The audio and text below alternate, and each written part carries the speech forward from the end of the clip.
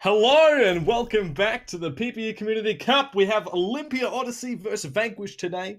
First game of the night going to be Ryloo.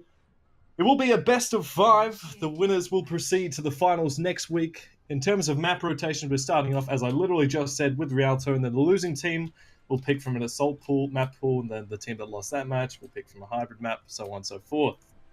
Anyway, we'll quickly dive into, for the millionth time, the thing that makes the PPE Community Cup as special as it is, and that would be our ban protect system.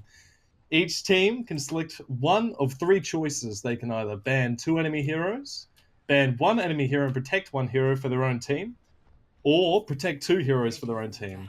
Teams are going to be able to reselect bans at halftime, which is after 2 matches. And those bans have already been chosen by either side. So Olympia Odyssey have banned Lucio and Zen, and Vanquish has banned Zen and protected Zen. This means that Olympia Odyssey can't play Zen and Vanquish can't play Lucio. The Lucio ban definitely going to hurt the classic Goats composition, which is what you'd see in normal Overwatch, but this Community Cup is far from normal Overwatch, that's for sure. But yeah, I'm also joined. I'm also joined today by the beautiful man himself, Empress. Empress, how you doing, my man? Oh, this is my debut. This is your debut. All right, it's me, guys. I think with that intro, I'm very excited to see how the change of bans is gonna play out, especially after those 2 matches, because you're gonna find that maybe banning the Lucio worked out for some maps, didn't work out for others. I think we're gonna see them change it up, try and change what they're able to use, what they're not able to use. Yeah, definitely. I mean, this tournament format does require teams to think on their feet and on the fly. But as I say that, Winston for Olympia Odyssey diving in forward. A good anti-nade, but unfortunately not going to be able to get too much from it. But as I say that, Allocate dives into the backline and picks up great on that Hanzo. So already, Olympia Odyssey are 1 member down, and they really are being put on the back foot here, backing up as much as possible. The Widow needs to be careful as well, because Winston is in. Widow grappling away, has the bubble as well, so she will be able to live on. Just for now at least. But the payload keeps on moving forward. It hasn't stopped yet. They're just being driven back completely. They haven't even had a chance to touch the point. They're almost at the first. But that's the chance now. And Winston's down. Doomfist still in the back line. They have not noticed. So the Widow down already. There goes most of their backline support. Yeah, the tank line for Odyssey right now doing a great job of keeping the pressure on this cup, keeping themselves in the game for now. Olam building up towards that EMP. Already at 70%, and they have the Nano Boost and the Zenyatta ultimate as well. Nice little revenge there from Widow. Yeah, but the Widow gonna hold that push completely, and it will finally stabilize after being on the back foot for about 1.5 minutes. So, reset, regroup for Team Vanquish here, as they have the support ultimates available. So, Weet-Bix and Milk, the Zarya for Team Odyssey. They have the Graviton Surge, but the Transcendence will be there to apply. Now they need to be careful, because Ayla Mao on the Widowmaker does have sights up, so you can see they're just waiting it out. They've counted the clock and they're counting the timer down. A wise decision. And Doomfist doing what he does best. Keeps going for this top left position. And there it is, the Nano Boost into the Winston. Already in, but unfortunately was slept immediately. Pops the Primal Rage, trying to get the boops off the map, but unfortunately nothing for it so far. Ayla Mao has managed to pick off 1 support, but he's swiftly taken down by Allocate on the Doomfist. But all the ultimates in the entire game are being dropped into the point right now. The Transcendence keeping the members alive for the side of Vanquish right now. They have the tanks on the point. Logical opting for the high ground. The Graviton Surge was thrown in there as well, and honestly at this point, I'm pretty sure neither team has any ultimates whatsoever. But just Vanquish managed. That was a really nice Diva bomb from Logical there. Thrown right over the top. I believe. If my right memory serves me well. Forced Olympia really to kind of run off the point there, which allowed him to push it through. That was a lot of ults thrown into that 1 engagement. They really wanted to win that. And they did. They only have 1 ultimate left, and that would be Doomfist's. The Crocodile.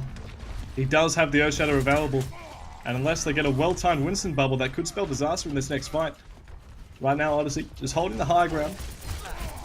But Doomfist in the back line again. Yep, already gets an immediate pick, followed up by another. It is a 4v5 already. 3 down by 1 man. And honestly, they just continue sweeping through these points.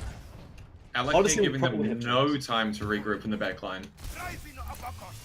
Oh, this Doomfist really paying dividends.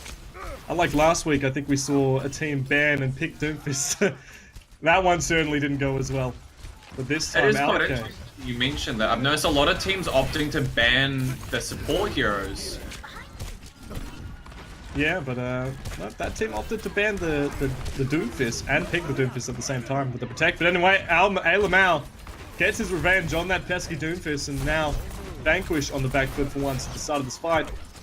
Of course, a little pick could get them back in almost immediately, but no, Indigo going to assure that Odyssey will win this fight very convincingly. And honestly, anything that I get there right now is just going to be a stagger, and that's a huge D-Mech actually onto Logical, which is probably just going to take over the map, go for a nice little swim. And so, that is a reset for them. It's going to have to be, unless they get picked. Because it looks like, no, Reinhardt pinning in. Really jumps it in.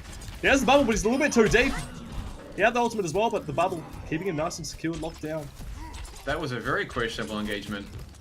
That's pretty indicative of how solo queues end up looking a lot of the time. Anyway, Winston jumping in, has the Primal Rage, creating a lot of space in the backline.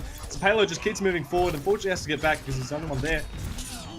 But Genji taken down by Weebix and Milk. And the Graviton Surge in the backline swiftly followed up by the Transcenders to keep them alive. Vanquish might be able to stay in this fight, but no, a well-timed Earth Shatter. But Alake actually, as I say, in the backline gets 3 by himself. This man is an absolute monster. Fight after fight, again and again, this man is finding the picks to keep Vanquish in these pushes, in these fights. Going to be looking for that Nano Blade, I think, coming into the next fight and engagements. We're going to see a lot of more ults from the side of Vanquish than we are seeing on the side of Olympia here. Indigo do have the Lucio beat, however, so they might be able to keep themselves alive during this, but there you have it. As you called it, the Nano Boost is in the beat. In response, the High Noon on the right side doesn't get anything for it, but neither does Olam with his blade. There's a bomb on the point. Diva managing to get back into a mech afterwards. The friends have taken down the mighty Alake. He has fallen. This could mean that Odyssey keep themselves in this game, in this fight. Diva demech'd, and that could be big. A lot less sustained for the Reinhardt on this front line. Olam is antied. Manages to keep himself alive it's just Crocodile. The only tank on the point. Weebix and Milk might be able to get the remech unless she gets taken down, but no, there it is. Alake, the dragon on the point to do what it can. But Logical just takes through it and gets the cap in the end. So that was a really strange way to begin the fight because a lot of ults were initiated, or invested rather, and neither team got an advantage for it. Just a bit of a 1-2 left for right. And came right back to the point.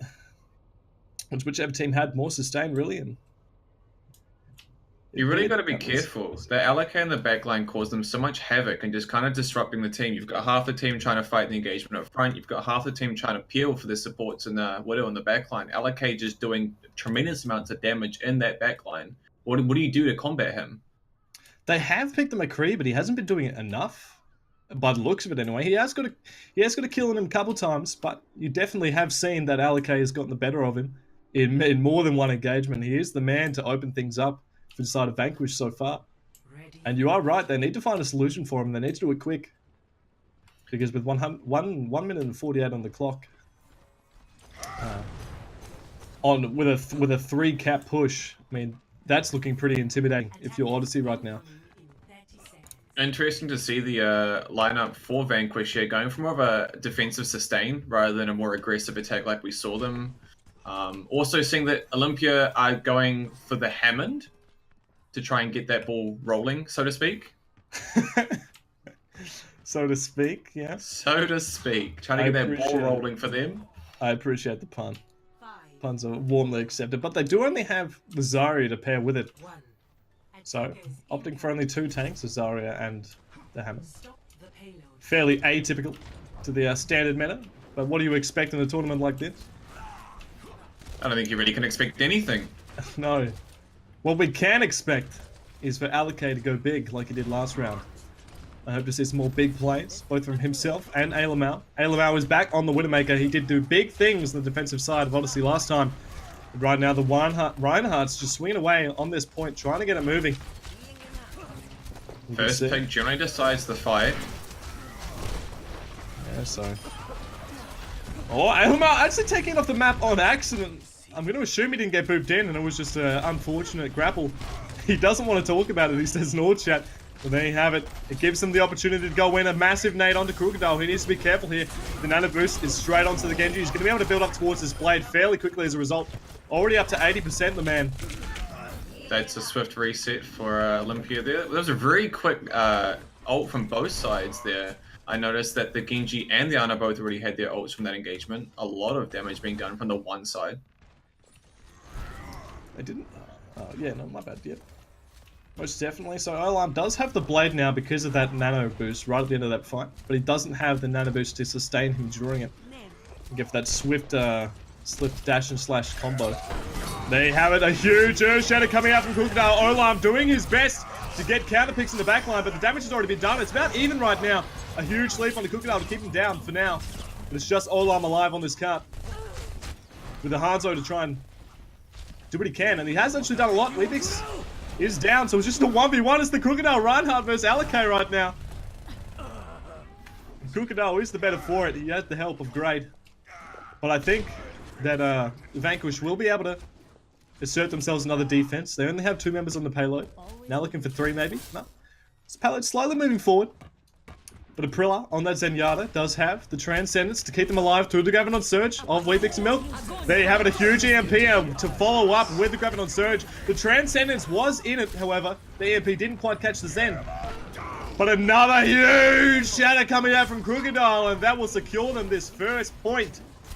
Crocodile doing huge things for the side of Odyssey right now on this defense. And with 4 minutes on the clock, they're feeling pretty comfortable to get this, get it through street phase, if I were to say. Especially with oh, no, never mind. Ignore that especially. A much slower take on the first checkpoint there, but it is a nice steady cruise. They don't seem to be trying to engage them. Also, in terms of Vanquish is opting for low ground in this engagement. The Sombra is causing issues as well, it seems. Reinhardt needs to be extra careful not to get hacked, because if he does, it's an incredibly easy shatter for Crocodile when he gets it. And there you have it, the Nano Boost back onto Olam, the second one so far in this match. He's looking for the Ana in the backline, but oh my god, she's getting a lot of heals, so Olam only manages to get 1 for that. And in the meantime, the Graviton Surge is being used. Biological, and that will easily secure them this fight with. And great. Taking it off the map. Definitely a good decision. Don't want to get staggered here at all. As it is a fair whack of a walk to get back into this fight. Or get back into this offensive push. Great though, does have the EMP, which could spell absolute desire for Vanquish in this streets phase. They have the Nano Boost as well, Weebix and Milk. Building up towards that Graviton Surge. 83% now for the man. As the payload keeps moving forward. Doctor on this Reinhardt pushing forward with the bubble. A lot of good damage done, but he's anti. He needs to be careful. They're pushing onto him. 1 fire strike would have done it. But Grade accidentally taking it off the map again. So the EMP isn't here for Odyssey. And they have to back up. Need to make sure they don't get staggered. But so does Olam. Pushing really deep right now. A well-timed deflect will keep him up and healthy. The ultimates for both sides. The ult economy looking really healthy. Really beefy for both sides. But if Grade gets the EMP off first, your ult economy isn't really going to matter because you're going to be dead by the time you can get them off. Especially with a healthy Crocodile. He's landed some big shatters so far. But with an EMP, it's just too easy. And there you have it. The Graviton Surge with the EMP. They've already taken down both the tanks for Vanquish. Grade picks up another. Olam is dead. So this is a very nicely executed grab EMP combo. Which will allow them to push through this choke. And edge towards the end of the streets phase. Vanquish do have both his support ultimates up. I noticed the Zen playing far on the backline trying to avoid that Sombra EMP that he knew was coming.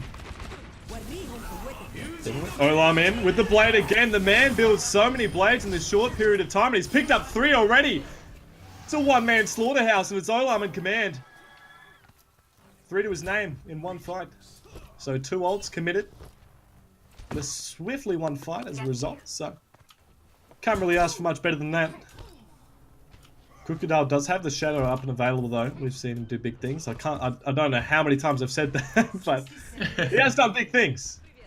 And I'm hoping to see some more. He has the Nano Boost as well.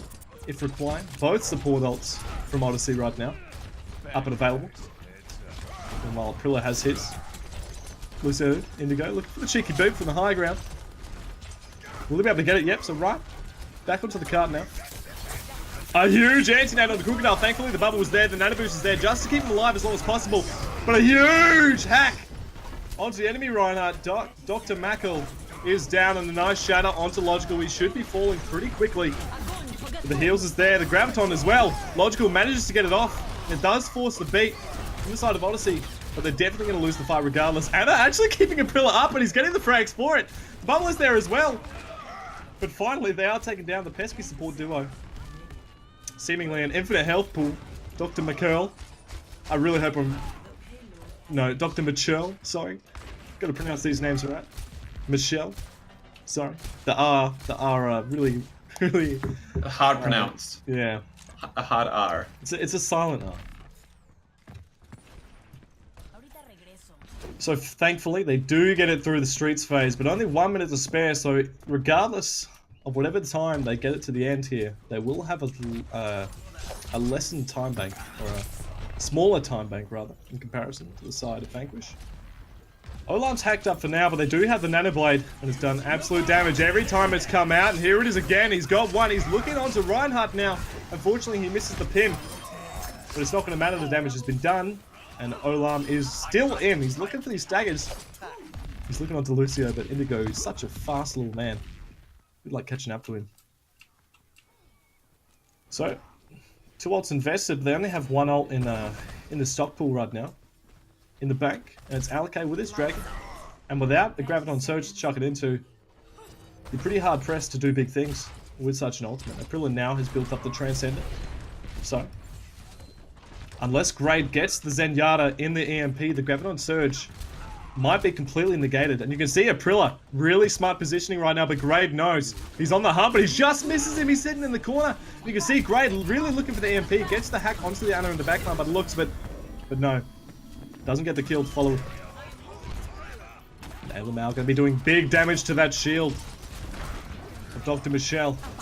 He's moving forward. There's the EMP, but Aprilla with a beautiful Transcendence to follow up. But unfortunately, you can't Transcendence a pin. It's a lot of damage done. They decide to commit the Graviton Surge as well. Probably not needed, but they are in overtime, so perhaps a little bit of stress here. The overtime respawn is going to be causing big issues for the side of Vanquish to get back onto this point. It's just logical right now. The only tank, Olam, coming in as well. As is Dr. Michelle, but a sleep tart onto Michelle. So it's just logical. The Graviton Surge is there, but the beat as well. To keep them nice and healthy on this point. The nade, unfortunately, doesn't hit into an anti-nade, and the payload keeps moving forward. It's just Olam dashing and slashing the best he can. Allocate back onto the Doofus that we know him for, but no, they're not on the point. So they're just missing out on that easy win, but now it will be a push from both sides. 1 minute on the time bank for the side of Odyssey, and 2 minutes and 48 seconds for the side of Vanquish. So just missing out on a nice simple victory to keep the morale high and boosted off the first match. So really it can go either way. 1 minute and 48 seconds isn't a whole lot when you're dealing with these first point pushes.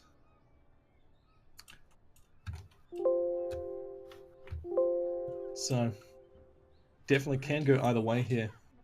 It was much less one-sided, especially on that push. It was kind of back and forth, both teams trading their ults out, kind of getting the best in for their ults, but Olam definitely takes the cake for most effective ults. Yeah, definitely.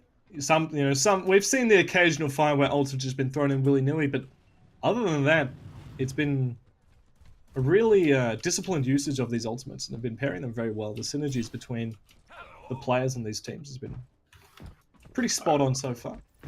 Really going to give it up to Aprilla for his understanding of the EMP. He hasn't really been caught out once by Aprilla has the understanding of exactly where he needs to hide in order to get the maximum value so that he doesn't get EMP'd. And every time he's outplayed the EMP and they're able to keep his team alive.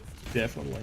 But look at this composition coming out from Vanquish right now. They got the Bastion Torbjorn on the high ground with the Horse, the Diva, the Zenyatta. But oh no, Grade might just have the angle. No, the turret with the quick 360 flick, or 180. Not very good at my geometry. Not that that's geometry. Anyway, the Bastion has managed to pick up one, and it is Indigo, so no Lucio, a lot less healing. Olam needs to be careful because he's outside of the range of his shield. There you go, Dr. Michelle. Readjusting, Weet-Bix and Milk really building up as much charge as he can, but only 16 seconds on the cart on the clock right now. So they're going to be really hard pressed to actually touch, and it's probably going to have to be Grade, and it is. You can see he's waiting to get on top, but the Diva, he knows something's up. He's looking for him. He's on the Sombra control right now. Olam has managed to build up towards the tank form. That's a lot of damage, and you really do need to respect it. Offense has taken it off the map accidentally, and Olam just going ham on the Bastion right now with the rest of his team. Every ultimate that they have available is being thrown onto this payload. And that's going to secure them a very, very safe positioning of the payload, so they really don't have to go too far into this next push to win out the map. 3-3. Switching sides. You really can't. It's really hard to be in the state of the mind where you can easily adjust to cheese compositions like that, because you only have a minute on the clock if you're Odyssey there. And against that composition, sure, Grade was on the Sombra, so he could have got a good hack onto the Bastion, which would have really mitigated his pressure on that first little choke point. But he unfortunately couldn't get it off because the Torbjorn turret, every time he tried to go for the hack, Swift 180, glocked right in the skull, and had to back off. And with no dive tanks available, it makes it even harder to punish a hack, even if you can get it off. So Bastion just chunking down the Reinhardt shield, and if you don't have the Reinhardt shield on such a long pathway, such as this bridge, then you're gonna be hard pressed to survive. Interesting chat going on. I don't have the chat open, unfortunately. You gotta relay the messages. I can tell you now, we're having a very in-depth discussion on the new team name for Olympia Odyssey. Yeah. Olympia Feedacy. Oh. We're having a very, very in-depth discussion on who feeds more on either team, but apparently Alakay's been thrown under the bus for the uncontrollable feeder. Oh, well, you say that, but Alakay was doing big things in the first push. So sure, every player has their ups and downs. You gotta understand that with Dr. Michelle. Understanding that with the bubble, he can push in as much as he likes as long as it's done responsibly. I tell you, Crocodile needs to be really careful because his shield is low and the payload is right there. The Reinhardt's dead, and that's probably going to mean that Vanquish is going to be able to push through this fight very easily. Olam has already picked up 2. And right now, the overwhelming odds on the payload. They have the bodies, they have the damage, and they have the win of the first map so far in this best of 5 series. So Vanquish, going to take it out, first map. It was a very interesting defense comp. They went for a very sensible defense comp there, as opposed to Vanquish went for a very cheese comp. Yeah, the cheese comp, it definitely worked. It caught them off guard. It did what it had to. You know, with a minute on the clock, they knew that they wouldn't have too much time to adjust. They definitely wouldn't have much time to build up the ultimates that would be able to counter it in any sort of way. So with that, tremendous healing from the Ana from Olympia. 31% big flex. Flex offense. I guess you could say they mean no offense, but their Ana was better.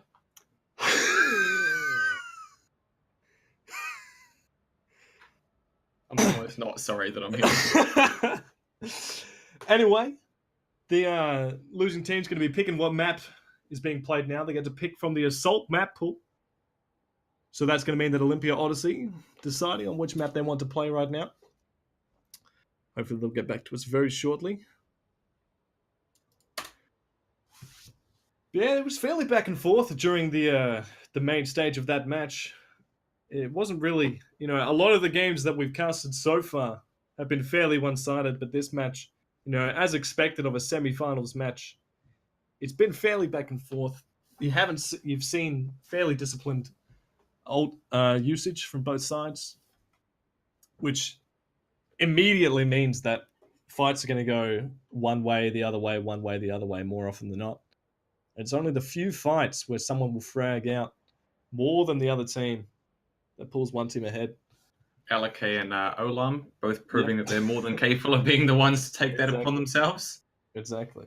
Doesn't matter how many EMP combos you get if the other team are just out-fragging you outright on their DPS rolls. Gray was doing wonders on that Sombra. It was just a lot harder to follow up on those, especially the massive EMPs towards the end choke of the last point to get the win. Definitely a lot of big EMPs coming out, but just not having your team available to push on those engagements just means you're just going to get rolled over. Yeah, so perhaps communication could be a slight issue between Great on his Sombra and the rest of his team right now. But we move into Hanamura. Map that I used to love, not so much anymore. But, you know, things happen, things change. Do we dare ask why? No. Too many. Look, I had a bad experience with the Torbjorn's Symmetra duo one time. All right. We've all been there. It's all right. We feel your pain. No, see, the bad part is that I lost to them. So I think it's once you realize they can send all sorts of things through her teleporter, that's when you begin to realize it's just not the same anymore. No. You know what is the same anymore? Goats. Every game.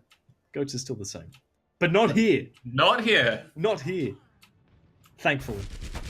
I'm seeing a lot more 2-2-2, which is what I used to know and love. Really, it is a godsend to see some 2-2-2 back in here, along with some more dive-orientated comps. We've previously seen, in the past series, earlier weeks, we've seen a lot of quad DPS, sometimes even 5 DPS, dare I say. Although I think in those circumstances it was more just to flex the mighty power of their individual performance. Probably won't be seeing that here, because these teams, you know, there's not too much between them. Last game obviously pays dividends to showing that. Interesting compositions from Olympia coming out here. Yeah, the Bastion Orisa, the robot horse combo with the Ana and the Lucio. So even if they do try and die, Idio can get some cheeky boots off. Gonna keep that Bastion nice and protected. And they have Grade on the Mei as well, which is gonna cause a lot of damage if they come through this choke nice and slow. Really, any tank that comes through here is going to be destroyed unless they can get out of the LOS of the Bastion as quickly as possible. And Dr. Michelle is trying his best, but Doomfist is in, it's allocated, but he's already anti-nated, and Ailamau, a good job of keeping this man alive, but the Discord was on him now, thankfully. The Orisa gets the shield back up again, and Ailamau has found the picks in the meantime, so really it's just a game of trying not to stagger as much as possible at this current point in time, as they do manage to get out and reset. So a very nice engagement from Alakay with the help of his ball and the Diva, but unfortunately the damage wasn't there quick enough from every member of Vanquish, so back to the drawing board, go again. Look like they're going for the exact same dive, and they are. The ball was in, but no, the Logical didn't have the defense matrix in range, so Alakay gonna get sucked back in, gonna get slaughtered down by Ailamau's Bastion. And Logical, no, the Diva. Will he be able to get out even? To be able to get out, to be able to use his boosters to get out, he can't defense matrix himself at the same time. Once he does a They haven't seen Logical yet. Oh, they know where he is now. The Lucio's going up to boop him off. Logical will be able to get out. The sucker's there. I don't think he will be able to. The D-Mech is there. And that is a lot of time wasted for Vanquish. So this composition for Olympia Odyssey. Where's chat now, huh? Where's the feeding Odyssey right now? There it is. I'm calling out Logical. There it is. Olam's still chilling on the backline though, just hiding behind everybody, waiting to get that hack onto the Orisa, get rid of that shield. Look, he has the EMP, he doesn't really need a hack, and that's what they're waiting on. The EMP coming in, the Bastion is out of the turret form, a huge nade coming in from the Ana as well. And they'll be able to swiftly get pick by pick. Indigo trying to do what he can to keep his team into this fight with the bait. Logical throwing out the bomb as well. Probably just to remake himself, not really going to get any kills for it. So a huge anti-nade from Khalistan, and the heals as well, the sustain, the extra sustain in this fight, going to keep his members alive, and the payload, or the point, should tick up, but right now, honestly, Odyssey are putting up a big fight on the point. Slowly one by one they were taken down, but they are stalling out the best they can. They did force out the nano boost from oh god, Calsation, Jesus, I'm so bad. Alakay took 4 in that fight alone. Yeah, well, with a beautiful EMP nade combo from Calsation. That was a huge anti-nade. Yeah, definitely. I'd say the biggest factor to winning that fight was that anti-nade. I mean, obviously the EMP is really what gets you, but the There anti-nade was just follow-up no is- healing ability for any part of Olympia there. It's the nail in the coffin. That's what that is. Essentially, yes. And it needs to be careful because she's a little bit by herself. Not that there's too much that can run out and get her, besides Grade on the Sombra. So they're opting to go for the top right position. And if Soldier is uncontested up here, then he's going to have free reign and apply a lot of pressure. He's going a little bit too deep though. He's in a 1v2 situation against Grade and Indigo on the Lucio, and he's down as a result. Alamau is still on the bash, and he's taken down by Alakay, but he's already done a little bit of damage. He's taken down the Winston. And thankfully, Odyssey will be able to keep the defensive dream alive. They are opting to keep Iris Sebastian combination. Nice move from Indigo to get causation up the top there.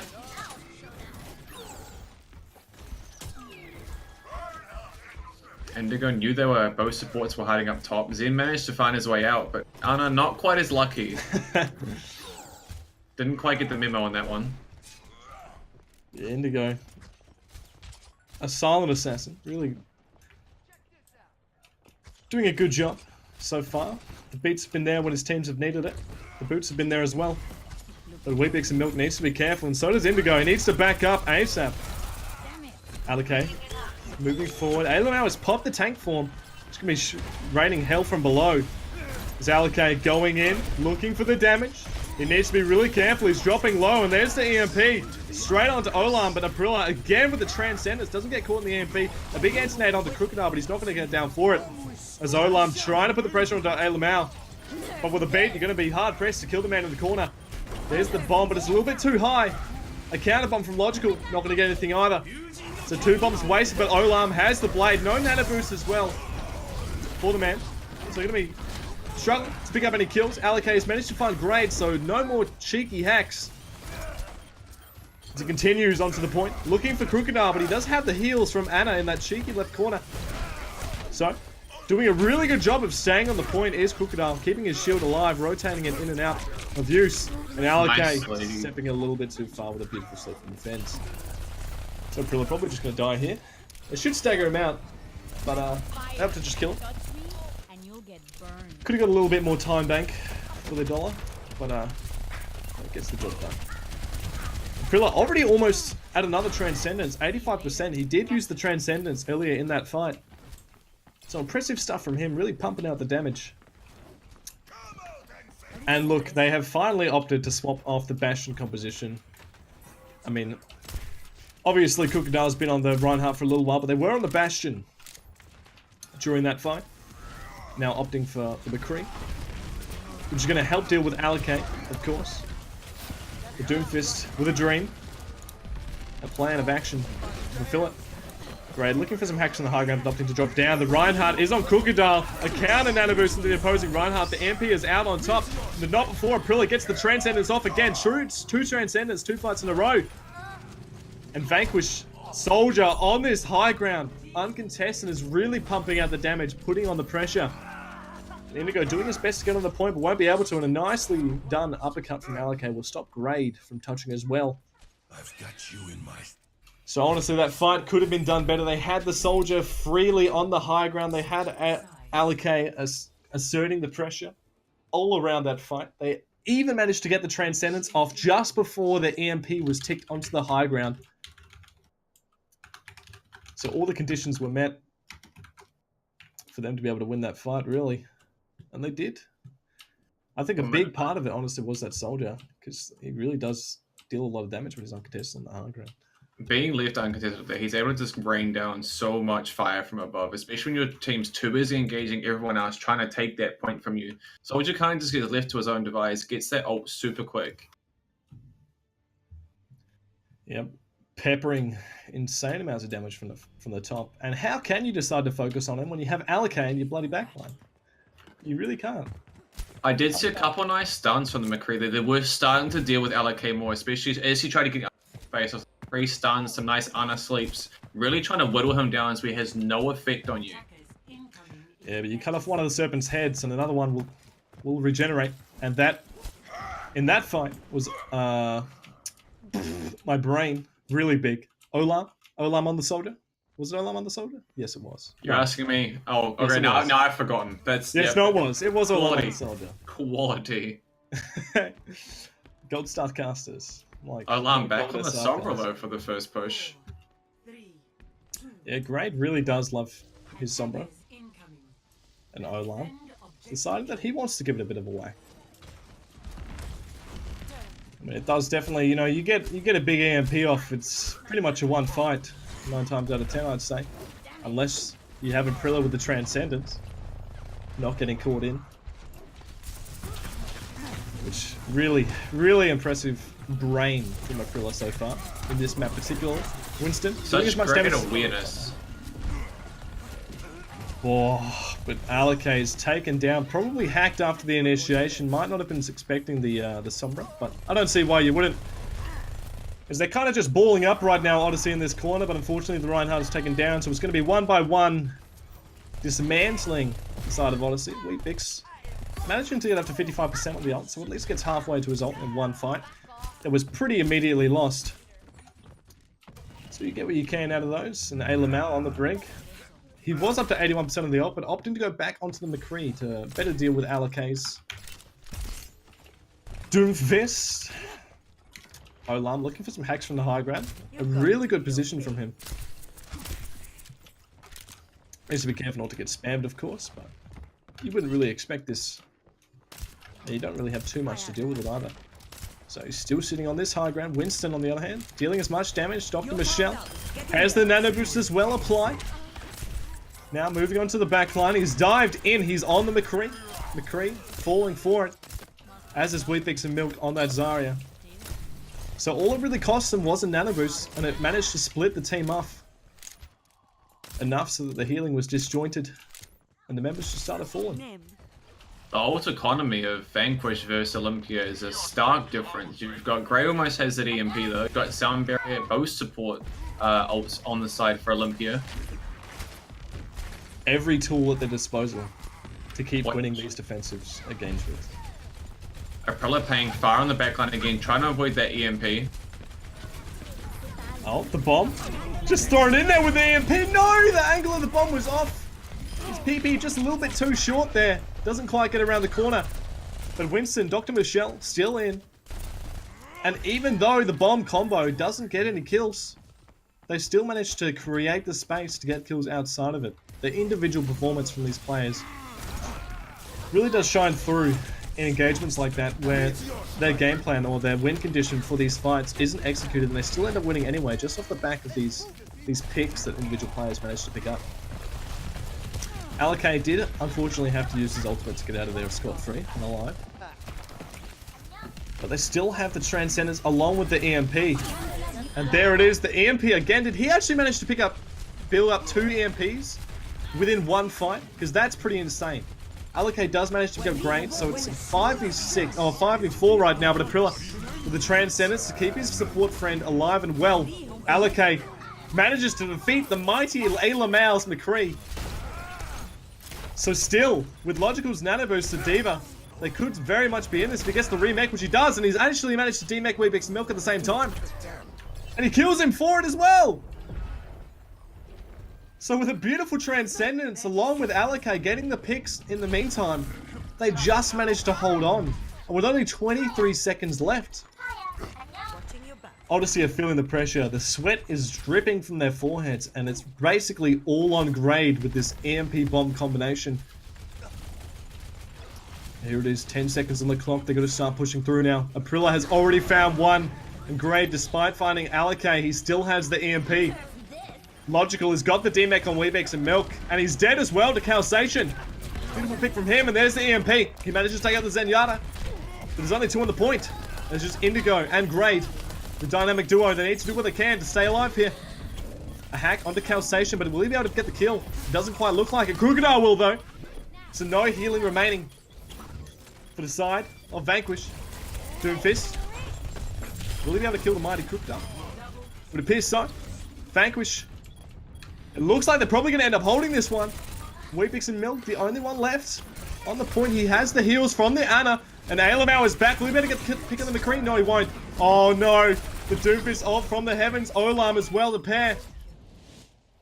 And just they managed to hold on with his individual plays, his individual performances.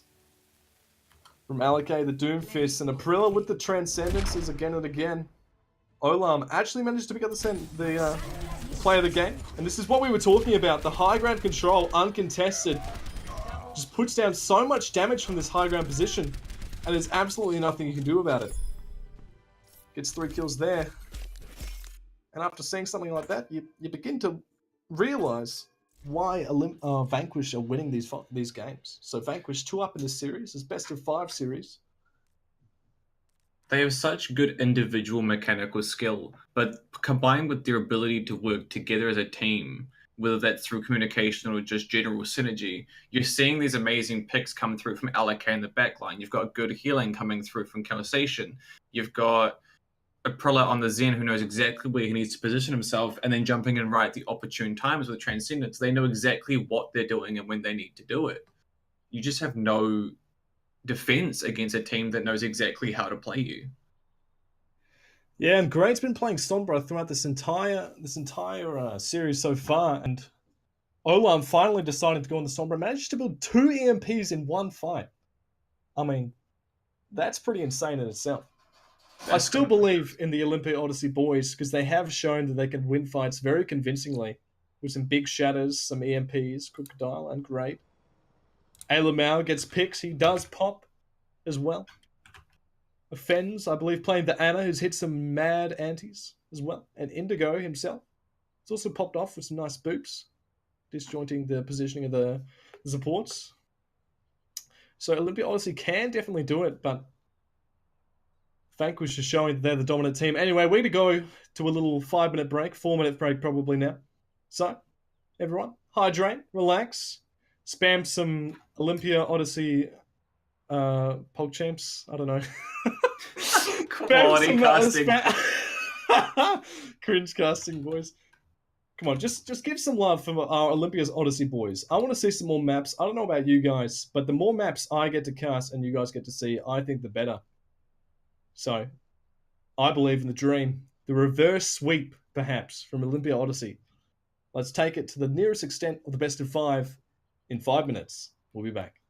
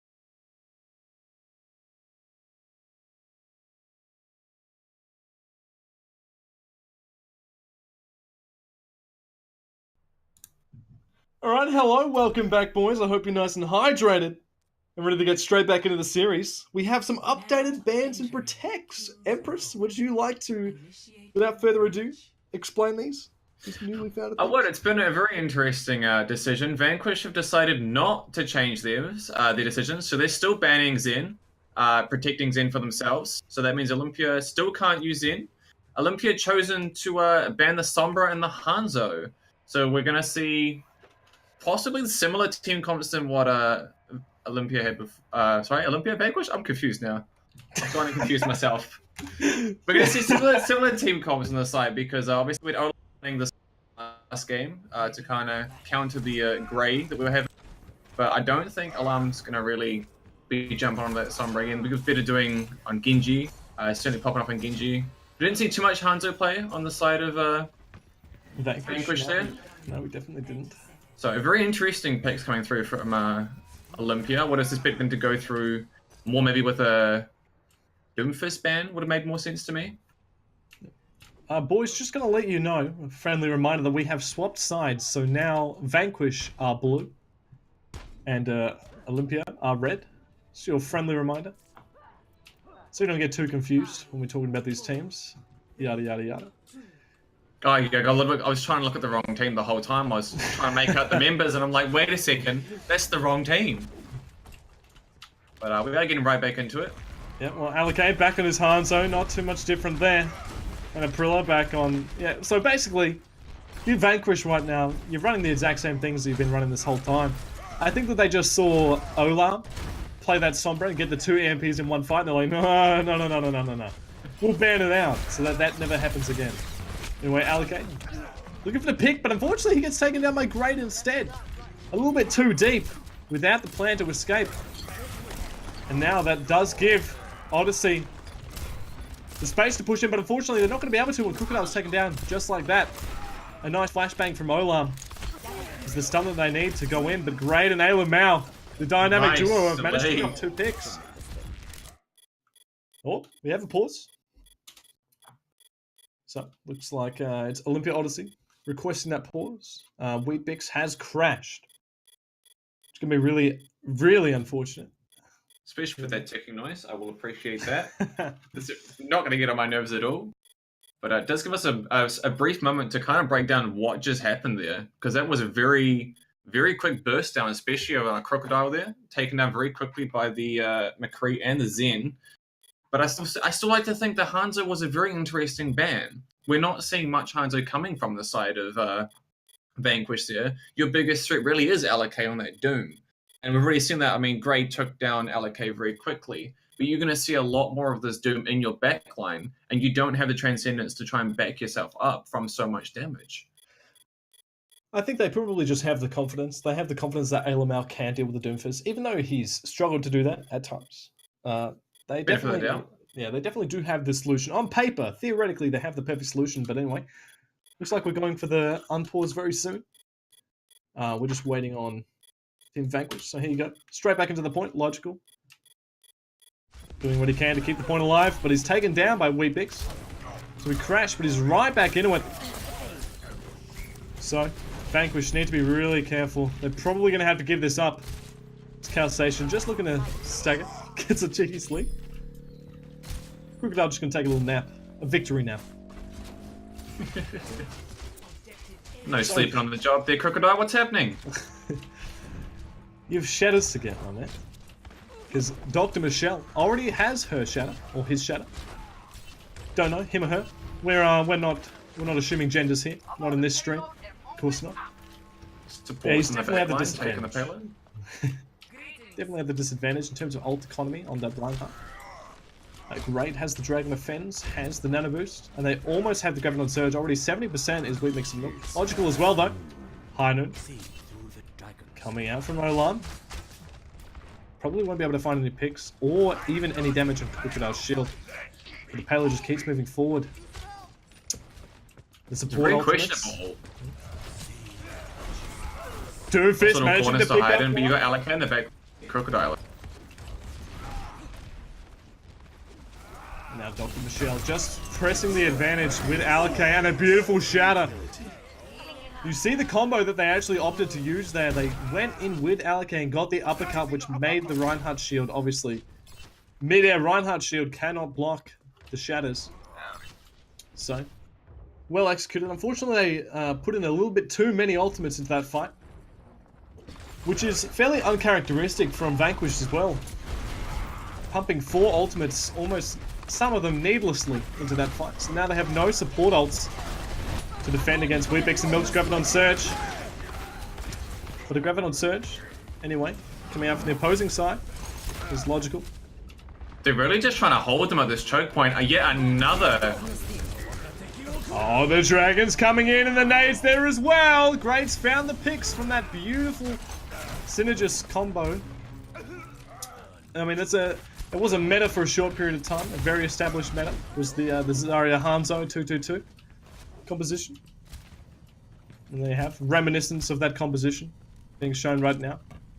I think that's the first time that combo's, that's the first time that combo's actually been used. But taking a look back at the ultimate economy, Cow Station, despite using his ult a bit willy-nilly a couple fights ago, already has the nano boost up again, and the Ryloo working his way up to his. But Michelle almost has the Earth Shatter, but so does Crocodile.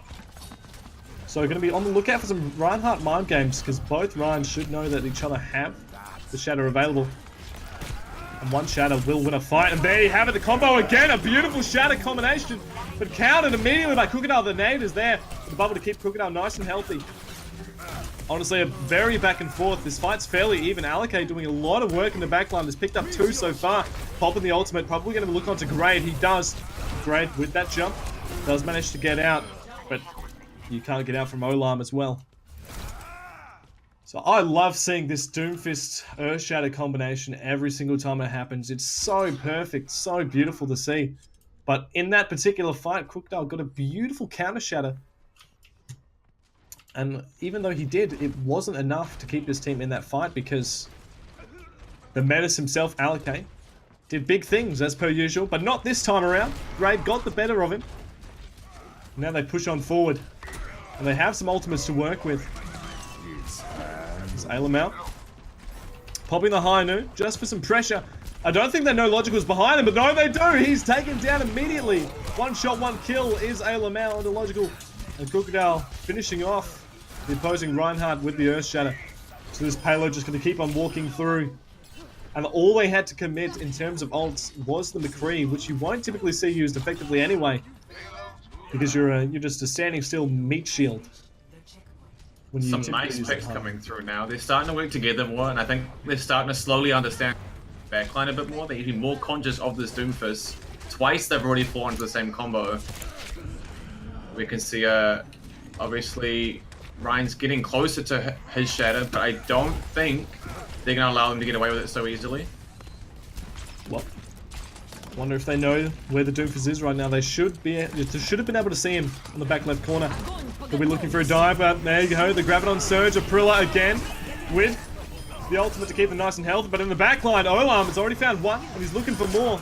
The Nano Blade combo. Doing big things as per usual, Olam. Very good when given the Nano Blade. Such a methodic approach to his ult. He knows exactly who to target. He knows exactly where he's going. And Indigo, I'm not sure if he actually had the defensive ult to use for that Nano Blade. I'm going to assume he didn't. But either way, he has it for this next push. And Offense has the Nano Boost as well.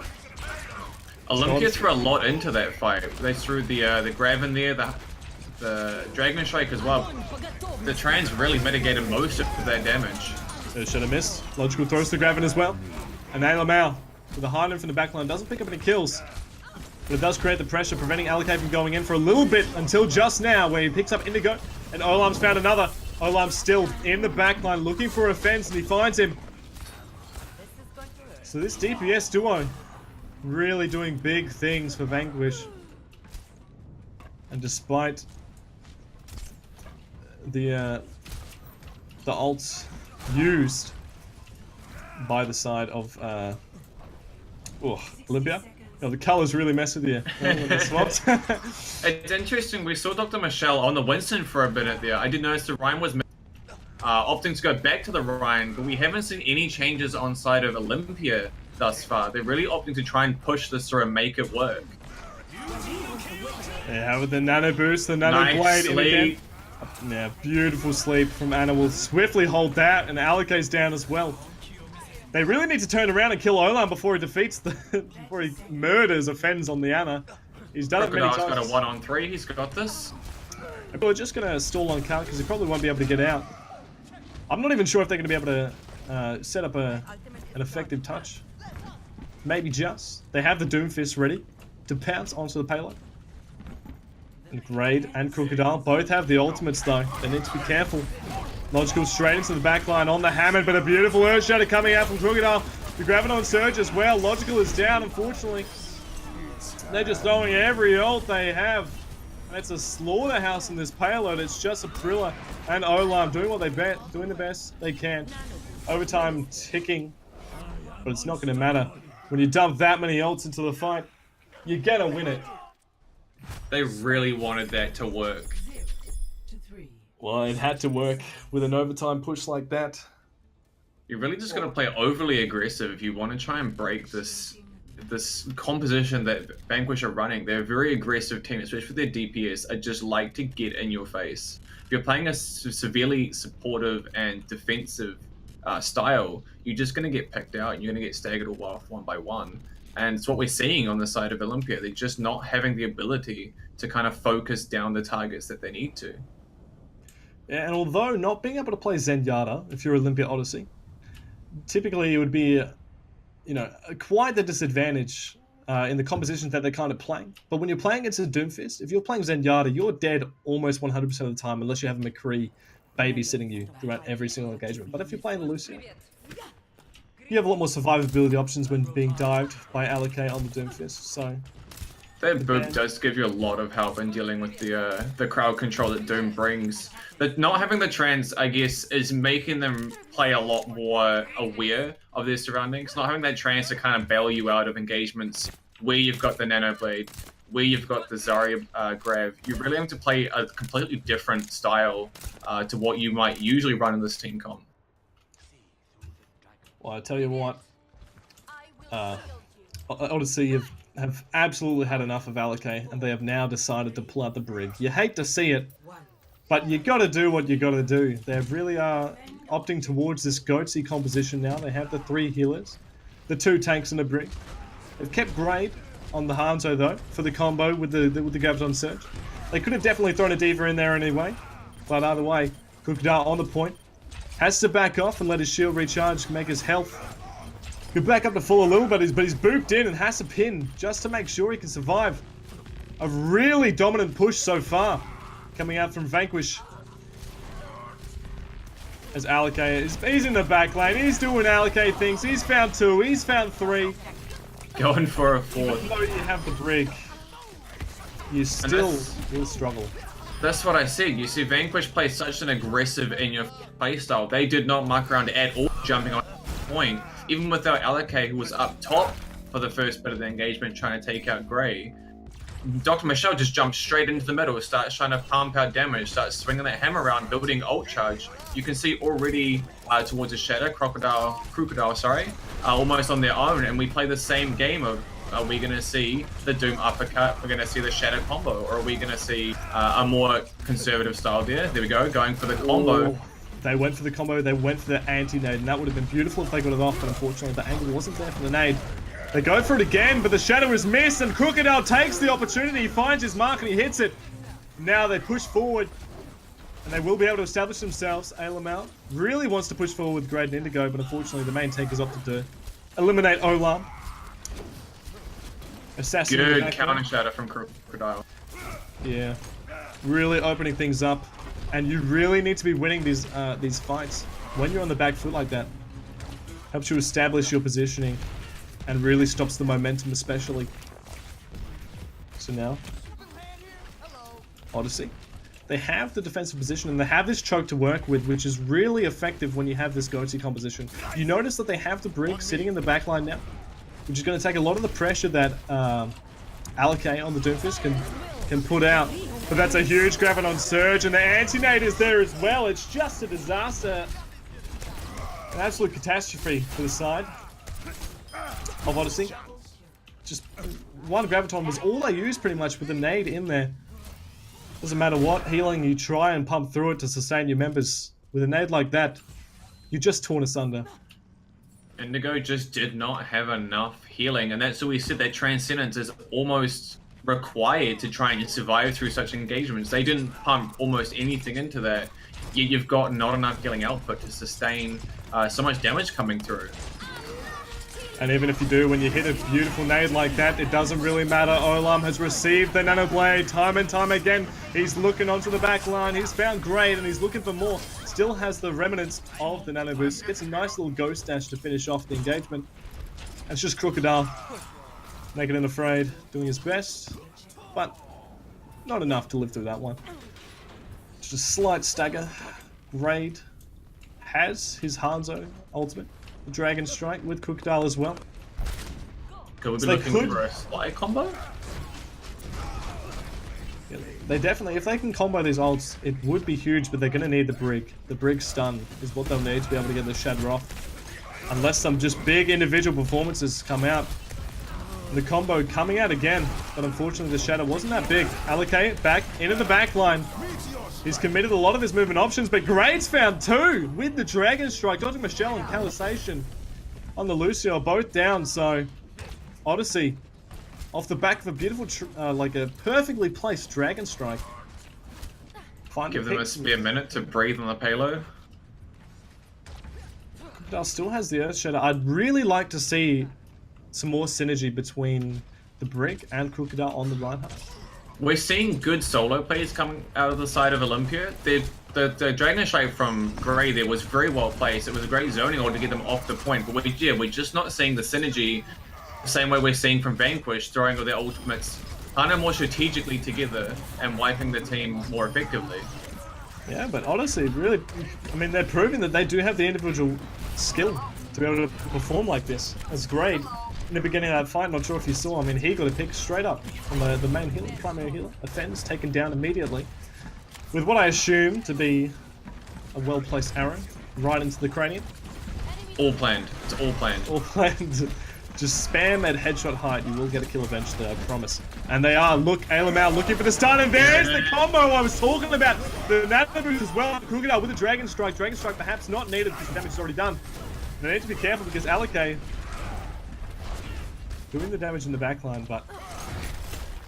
And he's still in even. I don't know how this man manages to survive because they do have the Brig and they have it for a reason, and the reason is to be able to stop this Doomfist in his tracks whenever he does move with this. And he actually gets the wee bits of milk with the fist off the map. She goes, and there's the Blade, the defensive beat to try and sustain the members of Odyssey right now, and it does. For the sake of the Blade didn't get the kills, but no, Michelle effectively has, oh, the boom! Cow Station with a huge move on the Crocodile. And Allocate free reign in the backline with Olam, trying to find Grade on the Hanzo. Grabbing on Surge, but not much for it. An offensive beat, or a defensive beat used again. But unfortunately, it looks like with 2 minutes on the clock, roughly, they are going to be able to take it. Vanquish Crocodile will fall eventually. We will take it. Oh, a huge boop from Cow Station. And they got the Graviton Surge as well, didn't they? Or that might have been the... They did, but taking the Rhine straight off the map there did put in a massive... And then Allocate in the backline, everyone out of place. Got almost 2 minutes to spare, 1:57 on the clock there. You're going to be struggling to... Especially, we saw the hold that Olympia tried to put on the first point just then. Yeah.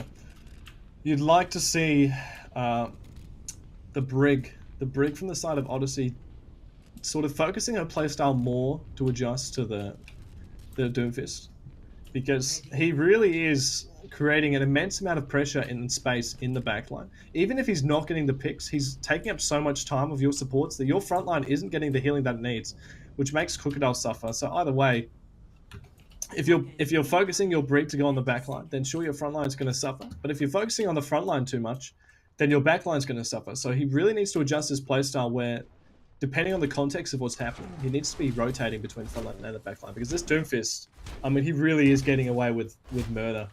He's getting like a lot more than what you'd expect, especially from a team like Olympia Odyssey. Used to uncaught I'm used to a more methodic, more thought out approach, especially to ult in their ult economy. I'm used to seeing, especially versing this team, they generally have very good ult management. They know exactly when to throw and what to throw, and they work well together. It's kind of strange seeing a team like Vanquish who are well versed in what they do. Olympia is just kind of throwing things at them, hoping for the best, not really trying to plan what they're doing. Oh, beautiful sleep, but unfortunately they don't get the pin to follow up with it. We saw the really aggressive approach, as usual, from Vanquish, but unfortunately this time doesn't quite work out because Dr. Michelle oversteps his bounds and is taken down. They're still trying to keep themselves in this fight a little bit. Probably because they had Alec in the backline, looking for something, but great this time. Manages to take him down, and you're going to need that in this game to keep you up and running. I was going to suggest that maybe Great could swap to the McCree if Alec is causing that much of an issue, because 2 immediate stuns is huge. But anyway, another aggressive push coming in. Olam dashes through. Crocodile up in the air, but they're still getting picks. Yeah. So, looks like the side of Vanquish perhaps not as coordinated as we typically see from them. With these really aggressive pushes, the damage is being split onto the members that are behind the shield so effectively, and they're not positioning themselves to accommodate for that. So they're getting picked off. No one's seen Alec in the backline. And this is what they've needed every other time. So, here we go. The initiation. Punching Crocodile forward. Looking for the kills to the cam, and another big shadow coming out from Crocodile with a Dragon Strike to follow up. And Logical is very low on this Zarya, and that is a beautifully done fight. Odyssey really holding strong so far, and we could see a draw. That was the most dominant team fight we've seen from Olympia so far. It was an excellent use better comboed with the Hunter. Oh, the Dragons! Oh, can he get on the point? Yes, they can. It's a really big Earth Shatter, but unfortunately, the Solar Gravity on Surge, you're not going to be able to do too much. And Alak's ultimate just on the other side of that shield is going to keep him nice and healthy. Brig stunning up the Doomfist, and it's just Nanoboost Logical doing his best, trying to get to the point in time. The overtime is ticking down, though. Cow Station also trying to touch, but no, not going to be able to. And there you have it. It's actually a tie. A draw. If you're Olympia right now, you'll happily take the draw over the loss. That was a very dominant fight from them that we should have seen the entire match throughout. But especially just, again, they really picked up where they left off. They got their ult in check. This beautiful use right. So that should be it's the best of 5 series. Let me just double check real quick. But the best of 5 series, 3 games have been played. Do we need to play more? Do we not? Or is that all?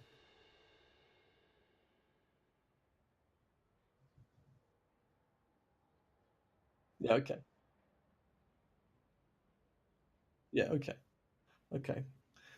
Just I thought I saw someone saying in chat, "Is that GG?" And that confused me a little bit. Gold, like bronze casting, boys. Bronze casting. Bronze casting. So that does mean that we are currently at 2-0 to Vanquish. That point, that map equating to 0 points of both teams. A draw does not get you any points in the series. So going to the last 2 maps now, we could see at max a 4-0 victory here. If not, a 2-2, really. Could go either way. At this point in time, you are not going to get a win on the side of Olympia, but the best you can do is take those 2 points from Vanquish.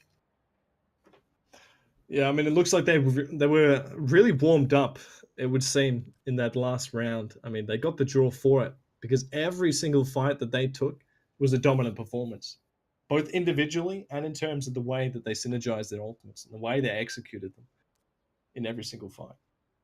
So hopefully we can see more of that in the next match, and we could see a comeback coming out from Odyssey. So just deciding who's picking the map, because it was a draw. I'm going to assume that it's going to be Olympia Odyssey being able to pick the map because they are on the back foot. On the back foot. I'm hoping to see more of that last engagement and team fight. The whole time Olympia were in control. They had such good ult management. They had such good focusing. I really just want to see that the entirety of the next couple maps. They stand a much better chance working together the same way they did. Whether that was an increase in awareness, an increase of positioning, or communication, they need to keep that up. they really dealt with LK very quickly. They were able to focus him down. They were able to get rid of Olam, and his Dragon Strike, sorry, his Dragon Blade was very quickly eaten up by the Grave. They were able to focus him down. They really just had no ability for Vanquish to get through that point other than just trickling through one by one. Yeah, so whatever magic they pulled, they need to conjure up some more, because that's the kind of play that they need to keep themselves in this series. Because if they lose one more, they will fall to the side of Vanquish. Correct? That is correct. So the first team 3 points wins the series. Yes. We will obviously go there. If both teams end up at a 2-2, we'll go to a control map to decide the tiebreaker, and hopefully from there we'll eventually see some high octane, very desperate fighting. Right. So looks like Odyssey are going to be picking the map. Can I get a confirmation from mods? Attempting to find a mod in the midst of the chat here. Threats of 1v1s and Nuketown 360 no scopes. Apparently, Odyssey. Yep, Odyssey pick map.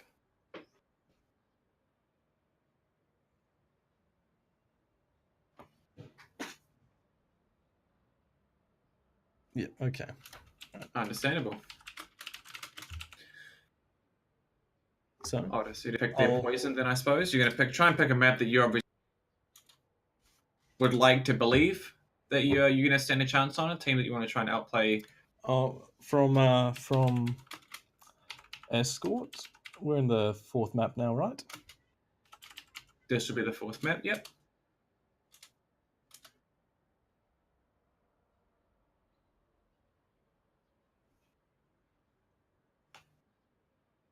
I don't think many of us were prepared for a draw. Kind of at a loss for what was going on there, but there's a first time for everything. Yeah, that's the first loss we've had all season long so far in this cup. It's very rare that you see draws. It generally takes two very well skilled teams to battle each other out to the point in which no one wins. But that's much better than someone losing and someone winning, I suppose, at the end of the day. Yep. Either way, we get to see more games now, so I'm happy about it. Yeah, can't complain with more gameplay, especially with hopefully Olympia having a little bit more morale boost towards the end of that, knowing that they can fend off Vanquish. Yeah, not just can fend them off, but can fend them off convincingly. That's the key word, convincingly. Not only did they fend them off, they managed to completely team wipe them in the end. Right, so both teams ready. Route 66 is a decided map from Olympia Odyssey.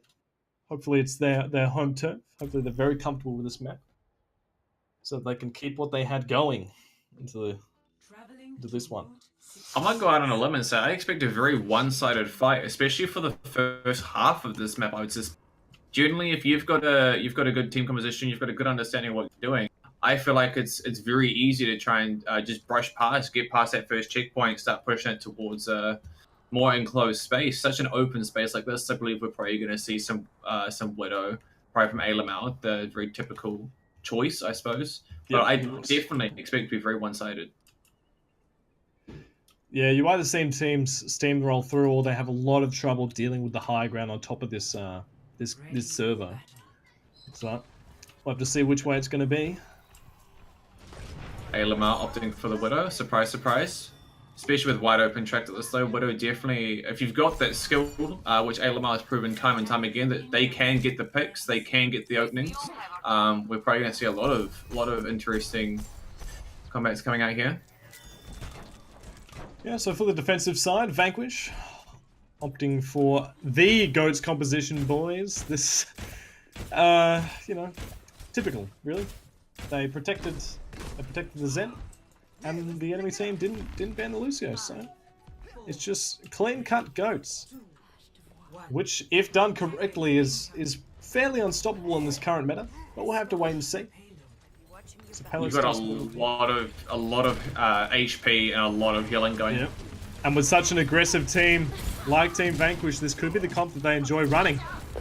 As Logical has already taken down the main tank to the side of Odyssey.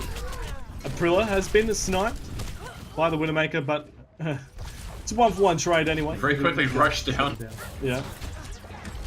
So a Goat's composition really does seem to suit the playstyle of Vanquish. They really do love just charging in, pumping out as much damage and healing as they can, and just hoping they win the fight. A big anti-mate onto Dr. Michelle, but they won't be able to have the damage to take him down. LML pumping shots from the backline. But if you're pumping into Olympia Michelle, really getting into the face there. You see Grey and Crocodile is really trying to get up main stage, trying to push them back, drive them away. You've got so much sustain from a Ghost comp. you do. And the biggest part about Goat's comp is the term you've been using all night, the methodic approach. As soon as they were getting pressured too much and they couldn't quite get the healing to deal with it, they just got back up, got healed, and pushed back forward and punished any positional mistakes rather, from the side of Odyssey. And in that particular fight, it was the Lucio. And now they're starting to build up towards some ultimates. They have the Graviton Surge, but it's actually eaten by Whippix and Eaten by Whippix though. Nice eat of the grab there, really saving them at least one more fight there. Get a push around the corner. And there you have it. The bomb coming out, and actually manages to find Dr. Michelle. And D-Mech's logical as well, but he does have the Diva Bomb himself. Indigo looking for the boot, but won't be able to find it. It's a brawl on the point right now, but Goat's compositions will typically see them win these, as they have a lot of sustain with this 3 heal composition. This Calcation putting as much pressure onto the Widowmaker, but Grade has the Nano Blade. He's looking onto the Diva, but actually falls to the might of Olam. Says, no, you're not taking my title. That's my position. Olam takes 3 actually. Says, no, please sit down. Sit down. The only one popping off in Genji today is me. Unfortunately, Olam says, no, I can do just fine on my Zarya, thank you. Olam really picking up the slack in that fight. Olam with a, oh, let me show you how it's done. He's already 99% up on another grab, so you know what, he might have got his grab eaten, but just charge another one, you know? Just too easy, really. There was so much damage coming out. Logical, just putting the pressure on the payload, but Dr. Michelle a little bit too deep, and a lot of bit too deep in the back line. The bomb is there, but unfortunately not going to get any picks. And another bomb coming out from Whippix this time, also doesn't get any picks, and Olam! A whipped grab onto a rock. You won't be finding many kills on that one. Might make a couple geologists angry, but that's about it. Alamau has the high ground on the Widowmaker, looking for the picks, but won't be able to find any, especially not to allocate. Holding the shield up and putting the pressure onto the payload. Crocodile dropping really low, decides to jump back, but in the meantime they are finding the picks. The Pharah is proving a lot of difficulties against his Goat's composition. He's doing a lot of damage from the high ground, from the air, and Olam needs to be careful. Has no bubble, and there you have it. Alamau has found the shot, clicked the head he has, and it's just Dr. Michelle alive on this payload, but not for longer. Not for long.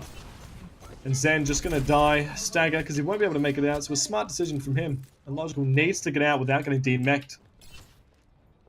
Grey needs to be careful not to die himself. Grey was a good switch. I think for them what they needed was that burst, was that aerial threat. The side of, especially for Goat's comp, you don't really have that ability to tackle aerial threats. And well, Grey to find one. The Graviton's there, and this time it's actually got members in it with the bomb as well. The bomb is in the air. Will we be able to find any picks? Yes, it will. He finds one. It's Indigo. So no more healing from that Lucio. Grey is still in the air, providing a lot of pressure for his team. But the rest of his members have fallen to the hands of Olam, and so is Grey, actually. Olam getting again, getting the kills for his team. Whippix and Milk tries to wreck, rather. I was stunned up, and that's actually the end of the round. I didn't even notice that it was overtime ticking down. Timing took down so quickly. Olam spent that entire time proving what it means to be a flex player. And like I said, it's so hard. You either push that first point so convincingly, or you stall it out for so long you really don't have a chance to make it. And that's exactly what we just saw there. Olympia gave their best front fight, but you just cannot combat the sustainability that is Goats. They have so much healing, they have so much health, you just cannot burst them down. And unfortunately, towards the end of it, it just got the better of them. And the Goat's composition really does fuel Zarya players in terms of their energy and their ability to gain grabs. And I'm pretty sure, if I'm not mistaken, Olam had a Graviton Surge every single fight that was played in this match. Although he got his first grab eaten every single fight at the start of it, he had the Graviton Surge ready, and you definitely didn't see that coming out from the side of Odyssey Weebix and Milk was, I believe, playing the Diva. The D of the ate the first grab. So obviously they weren't running the Zarya themselves, but Incoming in 30 seconds. the Graviton Surge, I think, really played an integral role to be able to keep these pushes alive, being able to convincingly win fights like they did, even though a few of them were whiffed, a couple were eaten. Just the mere fact that he could muster up that many Graviton Surges pays dividends to how much damage he was dealing in every single fight going forward. And with a dive composition that the side of Odyssey were looking for, they weren't getting the picks or asserting the high ground dominance that you would expect from that sort of composition that they needed. They had the Pharah, but that was about it. They're moving into the second. We see this similar team comps coming out of Odyssey. They're not really changing. Really is going to see. Look at Grade. No, he's decided that he's the new king of Doomfist. So sit down, Alike. The captain is in, and he's now into the high ground, trying to take down the Diva, but Logical just gets out by the skin of his teeth. Great, looking to go in again. It's another good punch, but it's just going to be pushing him back. And Crocodile needs to be really careful. His shield is low, trying to recharge it now with the bubbles from Weebix and Milk. But Grade has found one. There's a new Doomfist in town, but it is on the Reinhardt. A beautiful shadow, but Crocodile managing to counteract any of the effectiveness of it. And they immediately come back swinging. Grade picks up one, so does Crocodile. And Grade just going in, going ham, popping off right now on this Doomfist. So really, the last thing I expected. I can do better. Yeah. The last thing I expected was for Grade to decide, you know what? It's my time to shine. Hops on the Doomfist. Doomfist is what I'm best at apparently. We're gonna forget the Sombra, forget everything else. We're just gonna show you what it feels to have a Doom in you. Friendship with Sombra ended, and the Graviton Surge is in. The Transcendence from Aprilla, trying to keep the offensive members alive, but Crocodile, he's found up Shatter, and it's a big one. And that's pretty much gonna result in this fight being very clean-cut one. Clean-cut victory. And there was only one ultimate committed, I do believe, but they don't really have much ults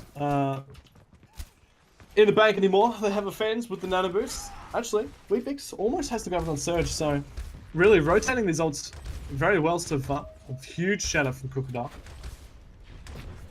Chances of seeing a double full hold. Look, I hope so. And if anyone needs a full hold, it's going to be Odyssey. Because if they lose this point, they do lose this match. Aprilla, and they lose the series as well. There you have it. The Diva bomb straight into the Graviton Surge. It's more for defensive reasons. But you can't defend against the side of Odyssey right now. So they're just storming through. Odyssey are really dominant this match round. And honestly, I couldn't pin it to one thing because the synergy between both tanks right now is phenomenal. Every time Crocodile needs the bubbles, Weebix has him covered, and he's got enough energy to support himself with doing that. Because of communication of the day. And in the meantime, Grant is always in the backline and causing this disruption in the front line with his punches. Again, looking for it, but they're having a nurse shot. Unfortunately, not going to hit anything. The defensive beat for Odyssey. He's going to keep his members nice and healthy, and now an offensive beat. Another shatter is thrown out, but all for naught. Allah till May, says the Brigida going in. It's great. Looking for the ultimate. Doesn't really get any kills for it, and unfortunately, it looks like they will finally lose a fight, but they might be able to get back in time. They probably will, in fact. They are keeping at least 3 members in the cart, so this paddle is going to be moving fairly quickly. The Grade's on the Doomfist, and he has a lot of mobility to be able to get back on this cart. But no, all eyes are on him because he's the man with the Graviton Surge. And Logic almost has the bomb as well. So it's all going to be down to this fight. Ayla with the nano boost. And there you have it. There's the Graviton Surge. It's got 4. Do they have the damage to support it? Yes, they do. 2 already down. And there you have it. Vanquish are your not your champions, but they're winners. No, I know they're not the champions. I was going to say champions of this match, but I just want to make sure that's very clear. They win this match and they make it to the grand finals. Correct? I really hope I'm correct in saying that. I mean, we're going to go and commit to it. Yep, we're hearing confirmations it's correct, but commit to it anyway. So, congratulations, Vanquish, for making it to the grand finals. Unfortunate for Olympia Odyssey, but really, if they proved anything, they proved that they can compete with Vanquish, especially towards the end there. If you're Odyssey right now, you have to be happy with your efforts. Even though a loss is a loss, learn a lot. And they were really picking themselves back up. That entire fight, they had their synergy down packed. They had their tanks working together. They had their supports in the backline, keeping them tanks propped up. They were convincingly winning every single fight. It's a shame they lost at the end. But if you're Odyssey right now, you have to take a look back at those first two maps. Think about what went wrong, and then think about how well you picked yourself back together. Yeah. Couldn't have said it better myself. They really did show that they have what it takes to compete. Perhaps next time, if there's ever another cup, a PPE Community Cup, we could see them in the grand final position. But this time it will be Vanquish. More consistent throughout the tournament, that's for sure. So they have proven themselves to be the better the team this time. But it was very close just at the end there. It really was. It could have gone to a fifth map very easily. So I believe we're going to be having a quick little break before heading into the next match, which is going to be Ryloo's Rontons versus Lax 1. So we'll have a quick little 5-minute break, and then we'll be right back, fellas. So go hydrate again, do some stretches, and come back real soon. See you in 5, boys.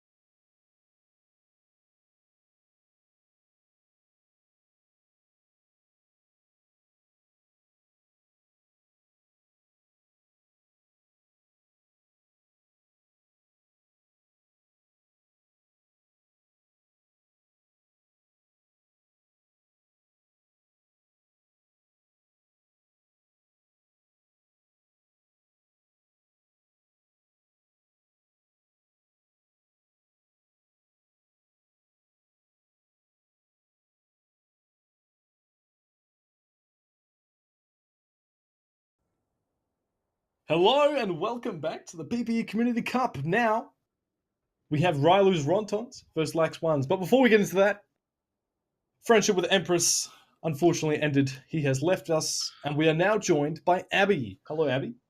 Back again. Yeah, good to have Always you back. have me back. Always. Always You're good to be always back. welcome. Right, well, I'll go through the usual mantra. It's a best of 5, and we have a ban protect system. Each team selects one of 3 choices. You can either ban 2 enemy heroes, ban 1 enemy hero and protect 1 hero for their own team, or you can protect 2 heroes for your own team.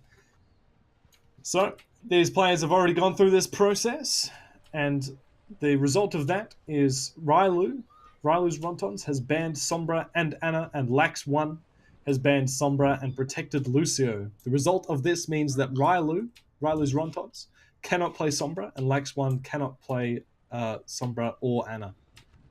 What's So up it's with the Sombra bans? Someone really doesn't like her.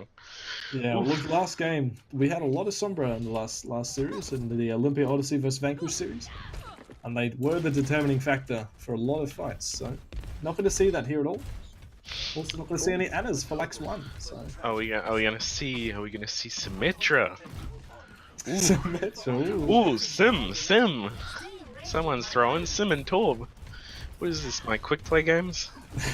Well, it's worth noting actually that Lax 1 are your teams on the offensive side. They are your red team, for now at least. And then your Ryloo's Rontons. I'm just going to call them Rontons from now on. Why not Ryloo's? Why Because not both? Why not double it's R's? too much to say. Choose one. Choose one, Abby, right now. I'll give you a choice. Choose one. Ooh, we're gonna go with Ryloo's. Alright, Ryloo's it is. So Ryloo's have the pharmacy in the air right now. They should be really careful of the boop, and Super's already actually demexed. That's Huge. that is just straight up huge. They actually have the trace on the defensive side. Nanda's already found Super, so he's been demexed and dethroned. He's dead. Straight into the respawn room, and Slipgip has taken out J-Cab, so they really need to re-establish themselves. It looks like they're going to be going back to spawn, the old regroup and spawn. So Oh, Soggy on the trace. it's a really interesting defensive composition, actually. They're running triple DPS with Penny, the lone horse on the front line. Then they also have the Zenyatta and the Mercy. So Mercy, obviously, just pocketing the Pharah. Then Zenyatta's picking up the slack from that. Penny is playing a really aggressive horse, but Slipgip, what's happening in the backline right now? He's already found 2, and this fight's immediately over. Picked off back by back. Frontline, they do what frontlines do, but when your backline just keeps getting picked off, not much you can do. Yeah. Did that rhyme? I hope that didn't rhyme. Please, don't bully. Let's see. Shy of Ryloo's is now in a duel with Sorry, Soggy. and Soggy. Yeah. Soggy the back up. Nanda has defeated Cuppa. Had to commit the barrage for it, but they're already 1 up again. Very common in this fight. Zupa manages to get the res off back onto the Winston. So Winston is back, but Nanda's immediately taking him right back down to hell. A very dominant performance so far from Ryloo's. It's the deep. Not letting him out. Applying so much pressure. Oh, there Nanda's goes found Happy. another one. And Happy is out. Happy is gone. And Happy's out. so Looks like is Sky. I'm getting a sense of deja vu from last week's matches. If I'm honest with you. just wipe after wipe after wipe. Yeah, wipe after wipe, pick up Is the this pick fair? from these DPS players. Can they do this? Is this legal? is that allowed? I don't know. I'm gonna go ahead and say it probably is. Lax 1 trying a different approach, but unfortunately, almost sucked into oblivion. Soggy actually pulse bomb Shy. Truly a humiliating experience to be pulse bombed as a tracer by a tracer. But Zupa does get the res off anyway, and now both Valks from either team. Cuppa is in the backline. And he has found Slipgip, which is a crucial pick. J-Cap as well, taking down Bomb. It's a 5v6 right now, but Nanda has committed the rocket barrage and he's found 1. It's Cuppa. Cuppa, the Winston is down. But the payload isn't moving anywhere, so no matter Just what's going happening, backwards, rolling backwards. it doesn't really matter how many picks they get if no one's on the payload, and either way, they're losing out in the end. Because Ryloo's just get these picks. This Pharah is so uncontested. They haven't even tried to deal with the Pharah in any way in terms of switching their composition. They have a Genji and a Tracer. So their biggest issue right now is closing the gap between themselves and Ryloo's backline. The Pharah is the biggest threat. Ooh, looks like Happy's going to pull out the Widow. Oh, Kaffa. Oh, Again no. and again, and Soggy's found the pulse bomber. Jacob's found the river. He's going for a swim. But it's not really... It's not what you'd like to be doing in this match. You'd like to be moving the payload, but with Nanda in the skies, a very difficult task indeed. JCap has the bomb, and so does Shy. So these are going to have to be the biggest bombs of these young prods' lives to be able to win this one out. There's only 3 seconds left on the clock. They are on the point, but the Transcendence, along with Penny's bongo, has been committed. Kuffer. Oh no, Penny. Trying to beat them into the bomb, but not quite. He actually gets Penny off the map, so off the back of a lot of dumped ultimates, they have managed to win this fight. Now, please do not C9. For the love of God, someone stay on the point. Oh, I was very scared just now. I thought Super was about to yeet straight off the cart to try and help the Lucio. But there you have it. They have finally won a point. Won a fight, rather. Not even the point. Overtime is still Ryloo's ticking. will be coming back with multiple ultimates. Oh, Soggy's found Happy. The Widow is down. And the Widow's the only thing they really have to deal with Nanda on the Pharah. So fun. Nanda Pops bomb. has found one, but is taken down by JCap. The Valkyrie is popped, and no one's on the payload. You hate to see it, but I mean, honestly, even if someone was, they're probably going to be taken down. So a very convincing showing 0-0. from Ryloo so far. Lax 1 really need to get the gears oiled and turning, because right now it's just not happening. Yeah, it's very difficult for them to gain some semblance of a consistent push when Ryloo's are just getting pick after pick. Yeah. Always in the back line, always in the sideline, always in the front line. they're just bloody everywhere, aren't they? I mean, Yeah. Well, everywhere you look. that's the triple DPS nature. Yeah, it really is. You've got to stick to your guns and try to push through that, get the picks, but it's difficult when the picks are everywhere.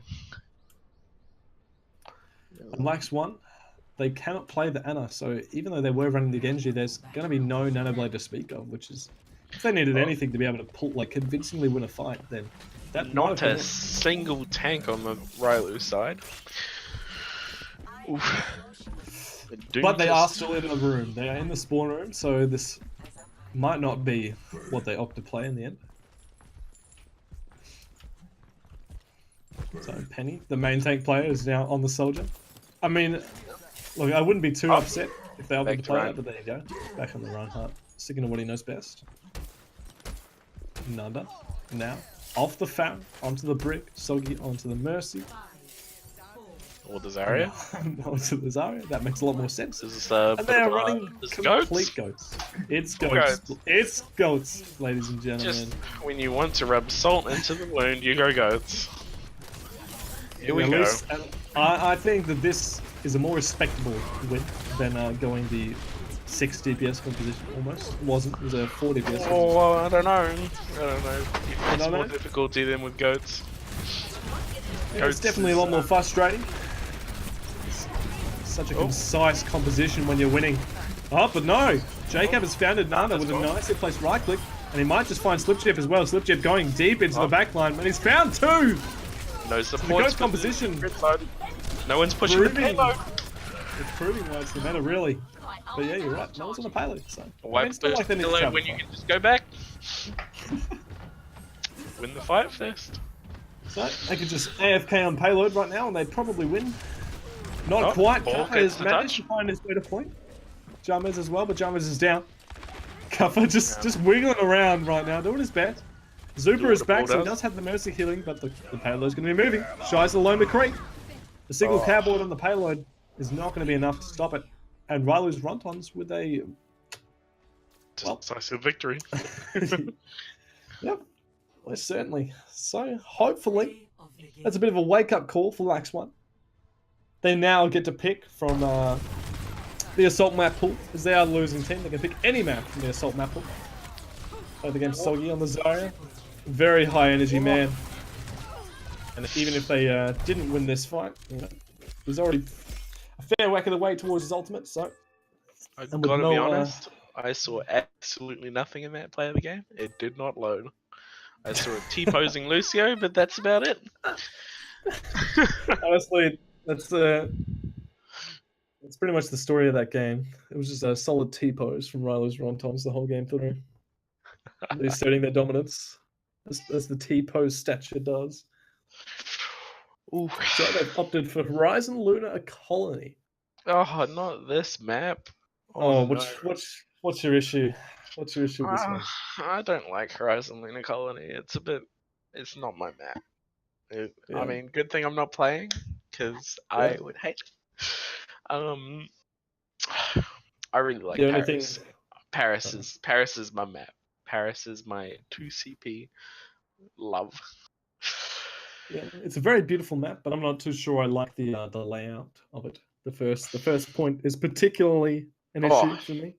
Really Not a difficult. fan You of the gotta choke you gotta go left or right, and both ways have their issues. Yeah, you got left and right and forward. It's a mess. Too many options. Yeah, and with Baptiste, it's just the enemy's pretty much going to be playing bunker. Good luck. I was just debating you boys. Apparently we're playing on Temple Temple of Anubis. Isn't this one of the oldest maps in the map pool? I believe. Yes, this was Wasn't here. this one in launch. like the pre-beta? This was in the videos of them like showing the development of the game back when everyone used the same tracer model. Tracer in-game model. You saw Reapers just looking like Tracer. It was insane. Back when Reaper had a thick booty. Rest in peace, boys. Booty got nerfed. Oh, I don't know. He still has one. Oh. Let's Let's seen get the a changes PG on for the the PTR? viewership. I see what, sorry? Have you seen the changes on the PTR to Reaper? I haven't. He can teleport while jumping. Leads to some very interesting back teleports. Yeah, now you can teleport right next to a widow and just jump. So Just they can't click, hit click, airlock. bang. Just jump. Well, anyway, taking a look at the defensive composition, it's Ryloo's Rontons. Are they actually gonna? Are they gonna use Are it? they going to bait me? Are they going to bait me with the sim? Debated? I don't know. I think they're gonna throw the skull on top of the teleporter and then rotate between Soggy the on the high grounds. Tracer, Nanda on the Junkrat. Ooh, Are we actually this seeing is going to be this? juicy. Oh, Don, you little scam. Don, you still in spawn? Oh, honestly, you should have just committed, really. What are you doing? Let down. Now you miss, he's late. Was he looking at his phone? Who knows? Well, on the side of Lax 1, they've gone for the goats composition, but they've gone for dive goats, the Winston Diva Zarya. Oh, Winnie Goats. Honestly, I think it could really work out against the composition that Ryloo's are running here. Oh, going There's high a lot ground. of space to assault the high ground, but they're opting to just go on foot, despite having this heavy mobile tanks. They just run it through, No, and you can see the issues with that, as they've already got one demeched and one down. It's Shy, the Brigette, the Brigida, the glue of these main healer. comps. And now they're just Posturing, trying to looking build for a up pick. yeah, Waiting for trying Brick to to build get as back. much energy as they can. But Brig's not going to be able to get that. That's the biggest issue right now. And you can see Soggy is, as a Tracer, is threatening Shy alone, because when you're a Brig by yourself, you can't really do too much. There's When he cover, jumps he's in. in, he has the bubble to support himself, and he also has his own. So he's still alive and has applied a lot of pressure, and JCap in the meantime has actually managed to find a pick off of the space created. Penny needs to be really careful, or not Penny, Slip Chip rather. He's be really careful diving into JCap. He's very high energy. The Bongo has been thrown out. But the point, they've already got the tick. Defensive beat to keep the members up and alive right now as Kappa they get a pushing second tick? forward. There you have it. Don on the Mercy, Valking on the point, keeping it alive right now. They've already got 2 ticks, however. Kappa creating the space with the bubble on the point. It's a bomb, but is it going to be any sort of big? It does pick up Jarmez on the Lucio. Don spinning faster than a helicopter's propeller. Tries to get the red, but doesn't quite. As it looks like they might just be able to defend this. It's JCap and Zupa on the point now. Oh, actually, no, they have Kappa as well, the Primal Rage. My bad, boys. So they will be able to cap this, thankfully. Off of the back of a Graviton Surge and a Primal Rage. So JCap now only 20% towards his grab, but Nanda gonna be looking out for some riptides, boys. This ain't Junkertown, but it's about to get a fair amount more Very Australian. versus Bo's Ryloo right now. There you go, it's coming in. Will be able to find the picks it needs. Yes, it does. It's got 2, and this fight is over immediately. Well, it's not over, but it's lost, you know. And there you go, the stake. It's a It's go not back winnable. to spawn. It's a stake of the baby diva. It's a bully the small Korean girl. Oh no. Oh, Feels bad. hyped and abandoned. So, regroup, Right reorganize. Proper goats now. The Reinhardt's definitely, I'd say, it's more optimal. Better for this map in particular. A lot less verticality right? that you have to deal with. You have the left side, which is completely void of any sort of vertical option for your opponents. And here you have it, the Doomfist is in the backline, he's onto the Zen. It actually forced the Transcendence, and that's going to mean that they have to push forward here with it. Or else it's just a waste of an ultimate.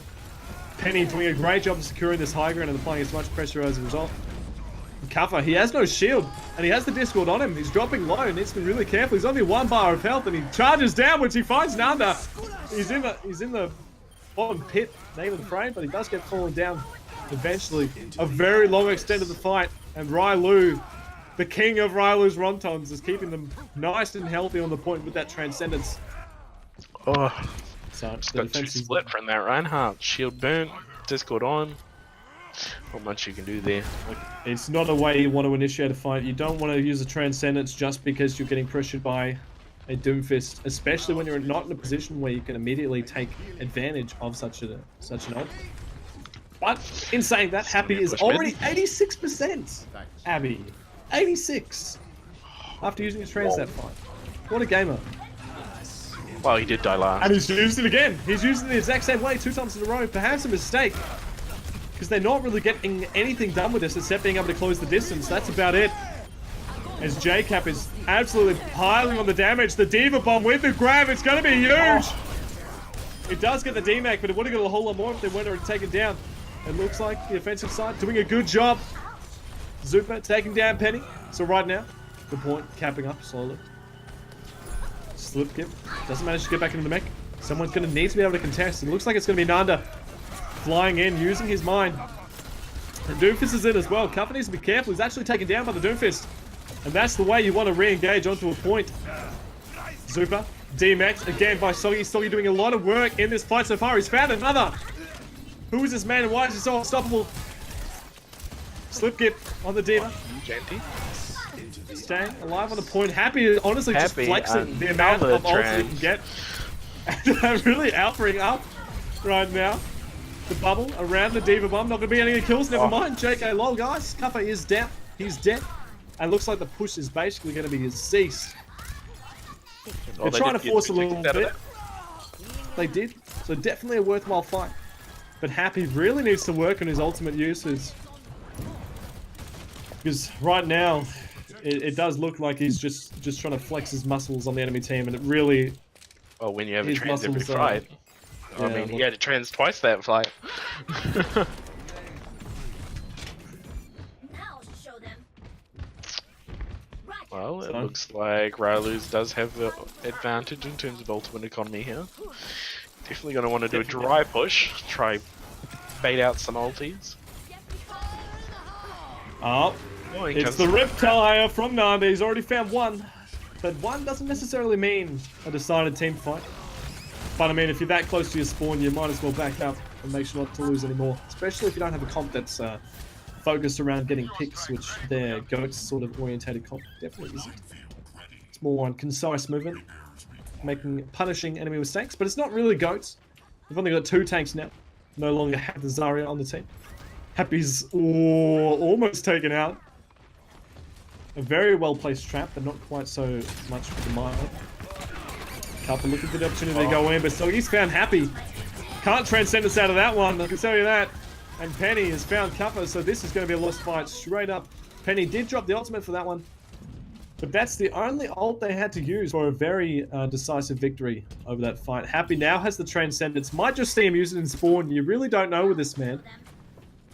Ryloos are definitely being cautious with their ult economy. They know they have the advantage and they want to maintain that. Nanda's back with another Junkrat ult. We might see that pulled out this fight. He's been pumping damage, really. A menace if you're trying to come through this choke. Oh, There here it comes. Here it down. comes. You can hear it. Happy is having none of it. The Transcendence has popped again. However, it wasn't on him this time. He wasn't the mark. He took down Kaffa on the Winston. So without a main tank, good luck winning your fight, especially if you're not getting any counter picks to speak of. Penny looking to go in, but understands that that would be a sore mistake against the group. Again, Ryloo's just using one ult at a time. Unless they fully commit. On the side of Lax 1, sure they have Jarmez, but it's defensive ult, and what are you really saving it for? You're not really saving it for too much. Maybe Slipchip, if it gets a beautiful ultimate, you can time the beat drop to negate anything, but Doomfist, he's been nano boosted, he's already got two, Jarmez and Shy. The Diva Bomb onto the backline, just zoning out, Happy on the Zenyatta. Oh, But my God. And, the DPS duo, half the team killed each almost, sharing the kills between the two. And there you go. Unfortunately, only capping the first one was Lax 1. Having a lot of difficulty with what I would say is the discipline of their ultimate usage. yeah, Ryloo's definitely had the higher level of discipline. They were cautious. They didn't over ult. They waited until what was the enemy team's name? Lax 1. Yep. Tried to commit. Every time they tried to commit, they'd always just get one player picked, and that would immediately halt any sort of progression that they had made in a fight. It'd always be an important player too, like your Reinhardt or your Brig. It's almost as if they were trading like space or ground covered players. Like for every 2 meters they made, they lost one player. And that's not a winning strategy in case you couldn't do the basic math. By the time you get to the point, you've probably got 0 players left. Which led to a very long period of time of Lax 1 just sort of sitting on the other side of the second point wall and waiting to go in. Just posturing up but never really doing anything, never executing any sort of win conditions or implementing any strategies or decisively using ultimates that would triple GPS with only the Mercy. Oh wait, no, I'm reading that wrong. I thought I read Zen as a DPS. Whoops, my mistake. Sorry, not Jonak. Well, let's see if Happy. He's now on the Hanzo. He's off the Zenyatta. On to the We'll see Hanzo. if he can get a pick, maybe. The start Shy of the on game. the Junkrat. So a very static composition coming out with the Orisa. Holding this typical high Zoggy ground. on the Tracer. Nanda on the Genji. This is what we like to see. Playing Tracer into a Junkrat is definitely going to be not the easiest thing to accomplish, but so we're not Nanda. going to do it. Oh. So right now, just a little bit of spam, a little bit of back and forth. Happy on the high ground, just chucking, throwing as much damage as it can. As Ryloo's now taking the fight to them. They're pushing forward. Penny is taking the high ground behind the point. And right now, Nanda is in the backline. He's found one as Zupa. Without a Zenyatta, you got no Discord or that enables Penny to go in. Anna. And James needs, or Jarmez rather, the Mercy is down, and you have no healers left. If you are the side of Lax 1. So another really methodical, thoughtful approach to the team fight. Penny securing the high ground. They're not hard engaging to anything until they see a positional advantage. And in that fight, it was Zupa. He was alone. And the Genji, Mr. Nanda, took full advantage of it, gets the pick. And without the Discord Orb, it fully enabled Penny to dive into the backline without too many repercussions, especially with the rest of his team. So now opting for the... Anna goats. Yeah. Ooh, he's already 61% up to his... No. So perhaps they think they already have the ultimate advantage anyway. Maybe they can just do it in the one. Have to wait and see. They have the Lucio speed boost, and with the Goat's composition coming over to the side without taking any pressure so far is an absolute boon. And look, the Zenyatta, they know he's split. They could just go in right now, and it's effectively a 5v6. But Zenyatta making the wrong way loud. Long way. Let's stop that sentence. Penny taking a lot of damage. Needs to be careful because now they have the Mei. A beautiful nade, an anti-nade on the Kappa. Kappa's really low. And there's the nano boost, the tick, the point. It starts going upwards.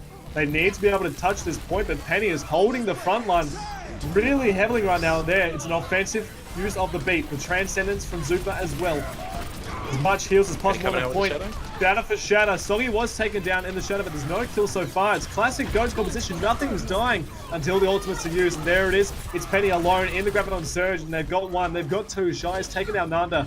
So thankfully, despite losing a tick, they do manage to hold on. Lax 1. And they've built up towards some ultimates for it as well. The way Ryloo approached that point, they were very methodical, took their time to get space before pushing it. They did, and look at them. They've got the Graviton Surge. And they know that Zupa used his Transcendence, so all they have is Jarmez, really. They do have Happy, I guess. They could perhaps get a big wall.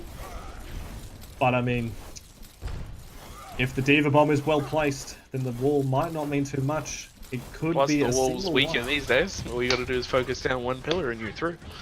Definitely is. So they have Alatil Mei, Shy on the brink, using the defensive ultimate. There you have it. There's the Graviton Surge, and there's the ultimate from the Demon. Will be able to get the pin. Yes, he does. Unfortunately, the wall is there from Happy.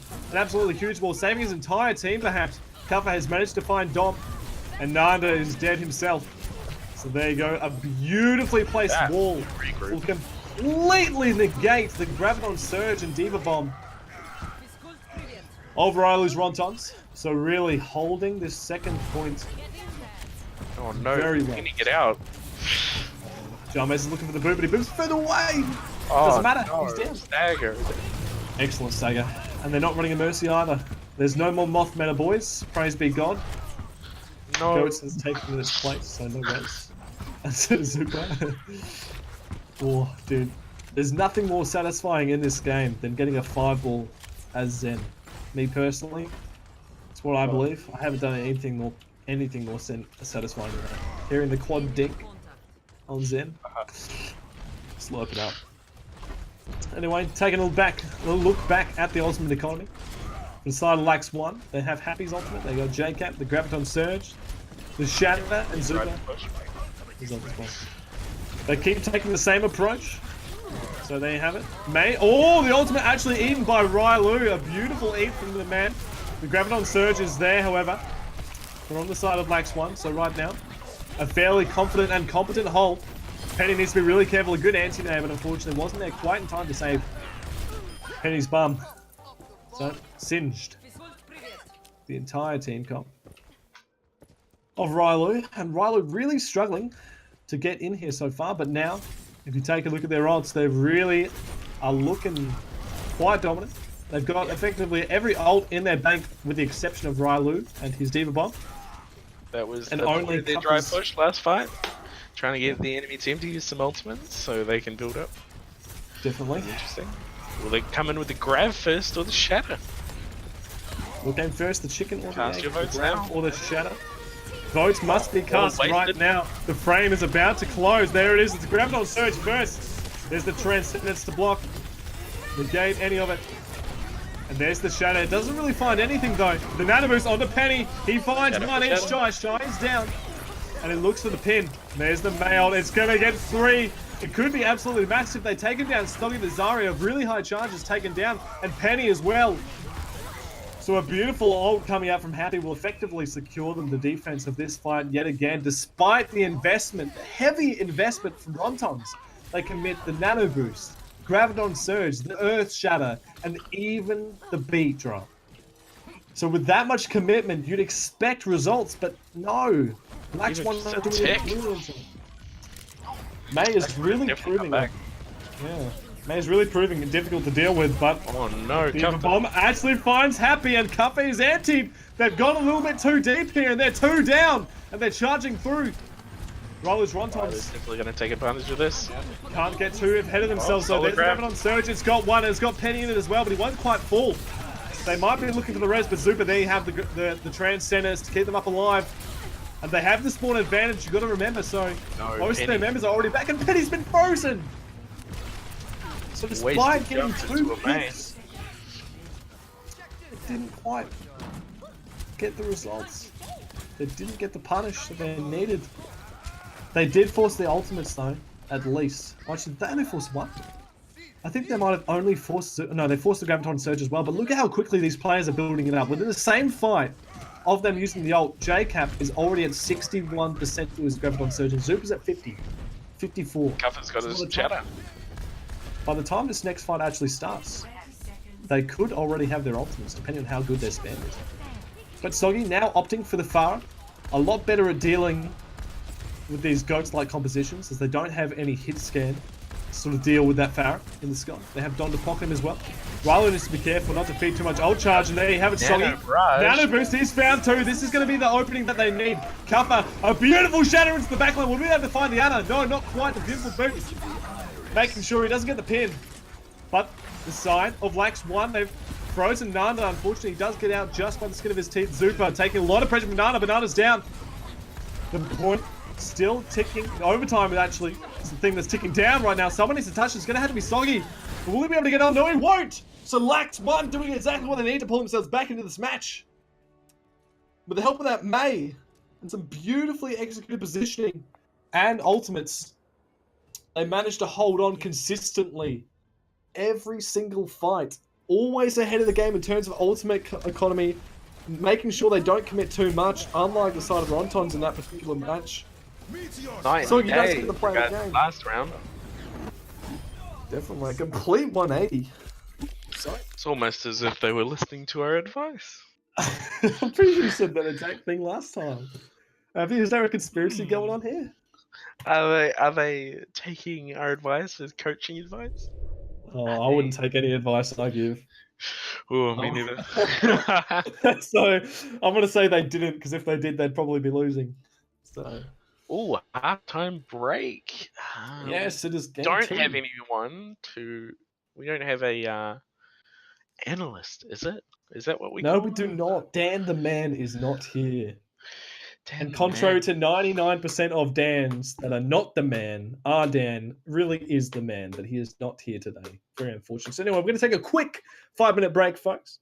Go, get hydrated, drink some water, and we'll be right back. Drink some water, have a snack.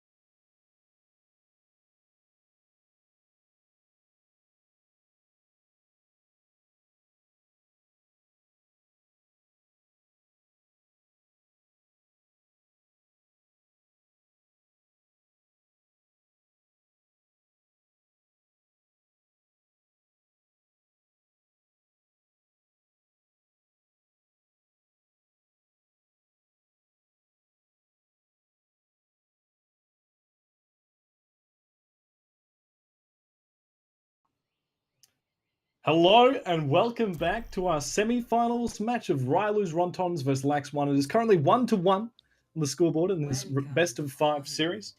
Now going to be heading into Hollywood, but we have an update. Both teams have now headed back into the labs and thought of some new bans and some new protects from the 3 options that they can choose, which are ban 2 enemy heroes, ban 1 hero and protect 1 hero for your own team, or protect 2 heroes for your team.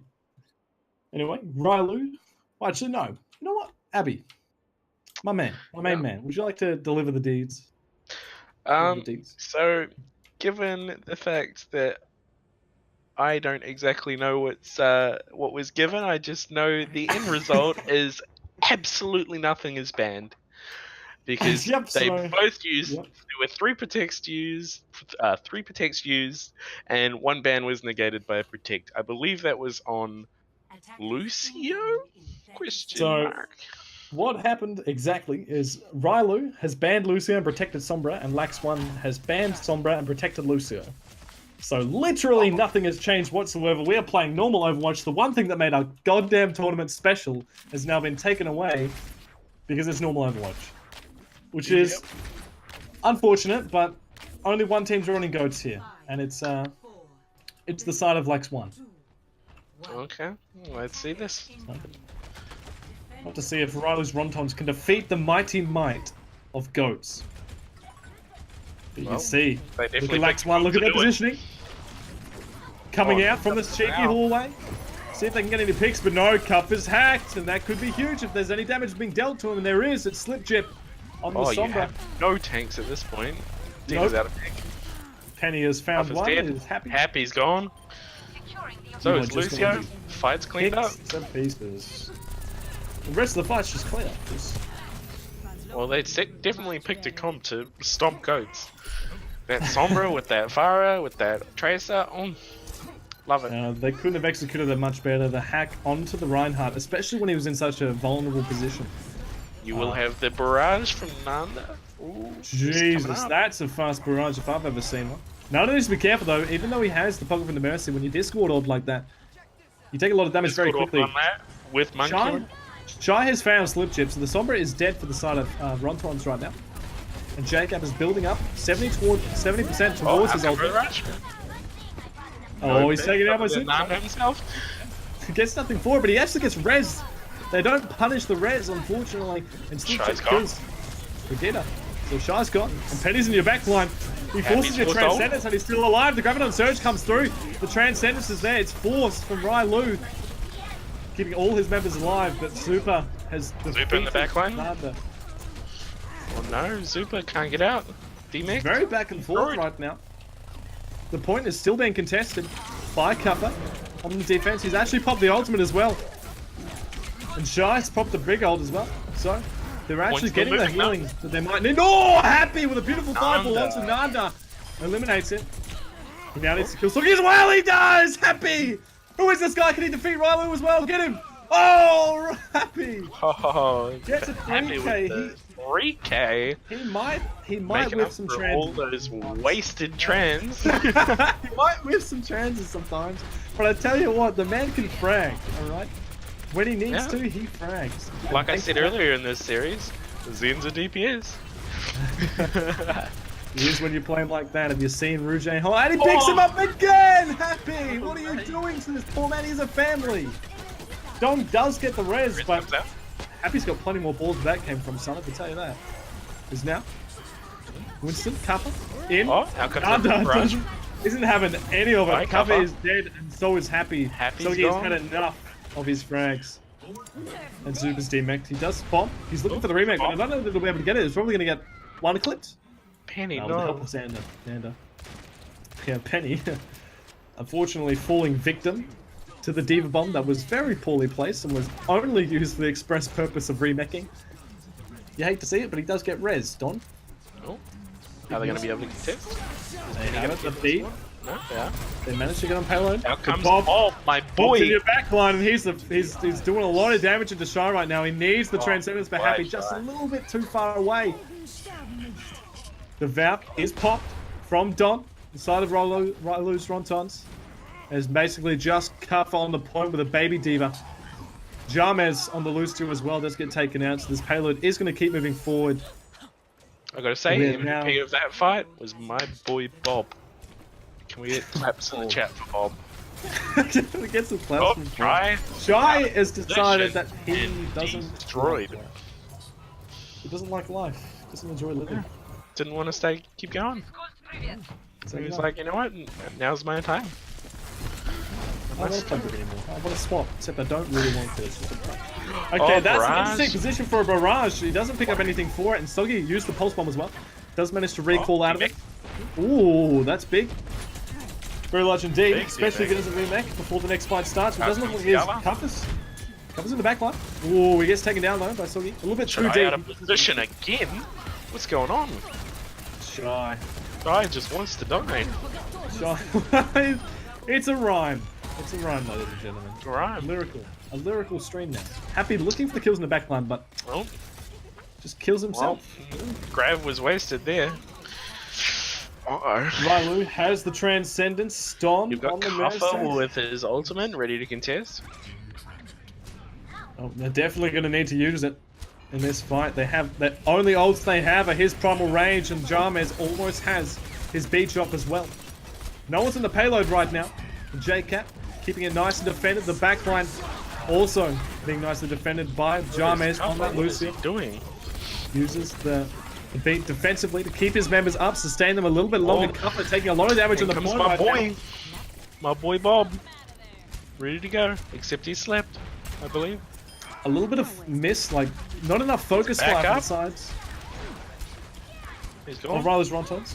Penny on the point. Shy on the McCree Shy now, but moving. Ryloo has the Transcendence to keep all his members nice and healthy on this payload. Zupa. Diva with the nano. Yeah. So Zupa's actually Kaffa with the still ball. alive despite Penny's efforts, so this payload is still being defended No. by Kaffa, who's now on the ball himself. Penny is gone. That is a backup. There's nothing they can do. No pigs. Thanks. No, they're not up. Ash is gone too. Thanks to the closer respawn, they managed to just hold up. They could swap to heroes like the ball, like the hammer, to keep them into the contesting of the cart. Interesting that Nanda is still on the Pharah. Its usefulness is really limited in this last part of the map. Because once you're in and in the air, there's not really any available option to you to get out if you get taken a lot. Anyway, Bob is in, and so is the Dragon. Ryloo's Rontons posturing up with the Mercy on. They're looking for any pixel they can, but Kaffa is in the backline. He's nano boosted, he's taken down his Zenith, and now his eyes are onto Slip Chip. Kaffa's found two, and so is Shy and JCap. So this fight is a loss for Ryloo's. Well, coming into this next fight, Lax is going to have High Noon and Beat Drop. So they got that support ultimate. Can't say the same for Ryloo's, but Ryloo, you know, on the Zen, might get that transcendence quickly. Leave the comp swap. Leave the comp swap. Oh, Go over to a more goatsy here composition. we go. Goatsy. You mean Yeah. the Goats? No, it is not the Ghost because they don't have a Diva Sir, but the beat Oh. drop, it's offensive with the High Noon. The Reinhardt is charging in. Unfortunately, it misses the mark. Ryloo with the Transcendence to keep his team nice and healthy. Ryloo pushing forward slowly but steady. They've found JCap on the Zarya. And Zupa needs to be really careful not to separate himself from his Reinhardt. Kaffa really on the back foot. But he does have the healing from his team along with the Burst Shatter. A beautiful combo between Zupa and Kaffa themselves.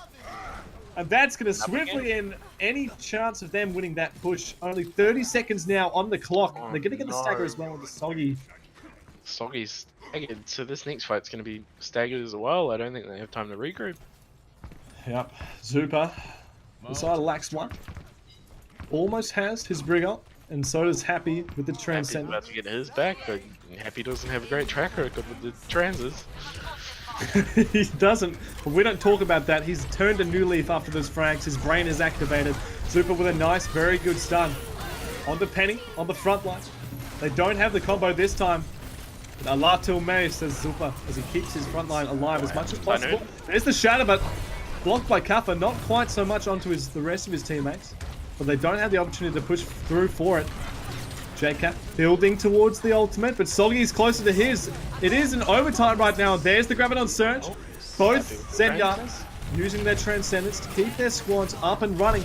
Penny's shield is really low, and there's the Earthshatter coming out from cover. Does his teammates have the damage to follow up with it? Yes, they do, especially when they have the Transcendence like that. Oh no! Lucio just going to take it out before he gets the Tried. beat. There's something about this team. There's something about Lax 1 that when they're pushed to the very edge of the map, right where Ryloo Ronton's on the need to win one fight, they hold and keep holding. And decisive win after decisive win, they keep it going. Yeah, well, that last point always seems to be the best spot. Whether that's just the respawn timers that they work so well with, or maybe they just pull it all out when the cards are down. And when their backs are to the wall, they huddle up and they frag out. Fight it out, yeah. What Unfortunately, will we when see you're coming on out? when you're on offense, you don't really have your back metaphorically to the wall. You just kind of got to keep going forward until you win. Yeah. So well, their until your time is superpower, their superpower can't activate when they're on offense. But it is a 1-to-1, so it's not like they're getting stomped by any means. They are very much on par with Rontons It's right like now. Ryloo might be prepared for a goats composition. Yep, with Sogionu Sombra, he did big things in that first Nanda push on the fire. last time. Nanda's also done big things for this team, especially against the goats composition. I mentioned it earlier in our last matches with Olympia Odyssey versus Vanquish, I believe.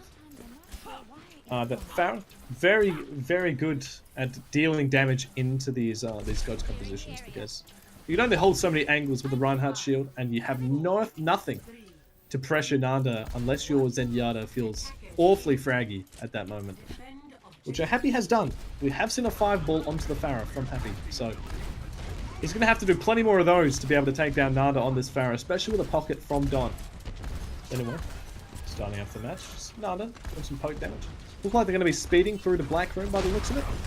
Going straight into Cafe, yes they are. Rotating around. There they have it. But Soggy has managed to find the Lucio. The crucial pick. Because Lucio is going to have a really hard time at regrouping with this team, especially when they're in a position like this. Shy almost finding the stun onto Soggy Sombra. Love the alliteration of that one. But fortunately for him, he does get out just in time. Penny needs to be careful. He does. He jumps away. That's going to build up a lot of looks ult. like I'm just gonna have to cut my casting short. I will be back later. Sorry about that. Alright, Abby going to take a temporary Statue of Lee. Zupa needs to be really careful. They're all huddled up into this cafe. That's going to mitigate the amount of damage that Nada can do from the sky. But it's also mitigating the amount of damage that this Ghost composition can do themselves. So they're still huddling up. Nada has decided to unleash the ultimate, but the angle really isn't there. Doesn't really matter though, because Ryloo's Rontons are getting the picks. Unfortunately, they didn't really have, to the side of Lax 1, they didn't really have any opportunity to go in. They were just huddled up, taking the brunt, the full might of the Farah spam, along with the Sombra hacks, the Winston AoE damage, and Slipjip's damage from afar. I'm pretty sure he was on the high ground during that fight, and that's pretty much going to be uncontested completely when you're going up against his Goats composition. But they did manage to build up towards some ultimates. Happy now has the Transcendence. Zupa doing his best to contest this high ground, but there's the EMP. It's in, and their team is right behind him. Nanda there with the damage, and so is the Winston. Penny pushing forward with the Farah, and they get everyone for it. So a very decisive fight. They only needed one ultimate for that one. Actually, no, two. They did decide to use the Valkyrie as well to make sure they got the damage boost to clean up house. But they still have 3 ultimates to their name. Ryloo's Rontons. They got Ryloo on the Zenyatta. He has the Transcendence. Slipjip has Bob available. No Vegene though, unfortunate. Very. Nanda has managed to find Jarvis actually. A very big pick to start things off, but Happy has popped the Transcendence to keep the rest of the team alive. But Ryloo's Rontons are using all their ultimates in their bank right now to make sure that Lax 1 are not getting anywhere near capping that first tick. And at least, oh, the Graviton Surge was whiffed. Oh, actually it wasn't. It's got the Winston. They really need to kill him at least. Don't let that Winston out of there. He's been caged into the spawn room for now, and they need to do something with it. They need to utilize the Lucio speed boost, but Happy is taken down by Soggy in the back line. Unfortunately, Lucio didn't have the healing to provide to his team. Another EMP, and it's on to Kaffa this time, along with JCap. So Kaffa is taken down, and JCap is the next tank on the hit list, and Penny knows he wants to go in, but he's just being a bit of a cheeky rascal right now, dashing around the point. Only 30 seconds for Lax 1. Like I said, they don't have their superpower anymore. They're on the offense, so they have no wall to back their backs against and force them to make the plays needed to win these fights. They only have the Earth Shatter available in the bank. That is it. They aren't close to any more ultimates. So no pressure, Kaffa, mate, but you need to land the biggest shatter you've ever done in your entire life. And in the meantime, you've got 3 ultimates that you're playing against, and Slipchip almost has the bomb. But anyway, Kaffa is on the point with JCap. The backline is relatively undefended though, so they need to be really careful, Lax 1. Penny is solo shattered by Kaffa. The pin is there, but so is the Transcendence from Ryloo. Going to keep him nice and healthy. It was an anti-nade on top of him, but it's not going to do enough. Shy is pulling out the high noon, but will he be able to get any kills? Not quite. Nanda was taken down, but he gets rezzed by the Mercy. And the Bob is dealing an awful amount of damage to Kaffa, along with Nanda with the barrage. He picks up 1, he picks up 2. It's Lucio, the Soggy, with another EMP in this fight. And the overtime is ticking down, so there you got it. There you have it. Ryloo's Rontons have the second victory of this series so far.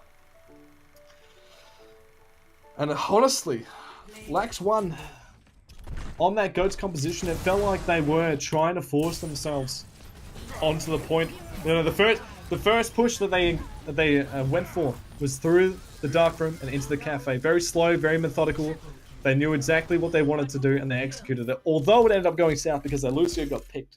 That was the one time and only time that as a team, they made the decisive push with a plan in mind. Every other time, it felt like they were just forcing themselves towards the point, or they were getting staggered out by either the Pharah or Soggy on that Sombra, as you saw near that last fight, actually.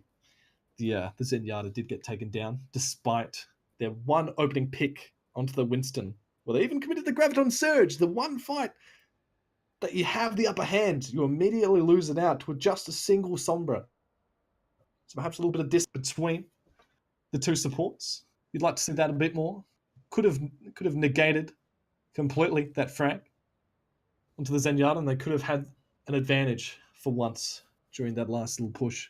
But so far, very convincing from Ryloo's Rontons, especially when they're on that DPS composition, which seem that these players are very DPS orientated. They have the mechanical skill to pull it out.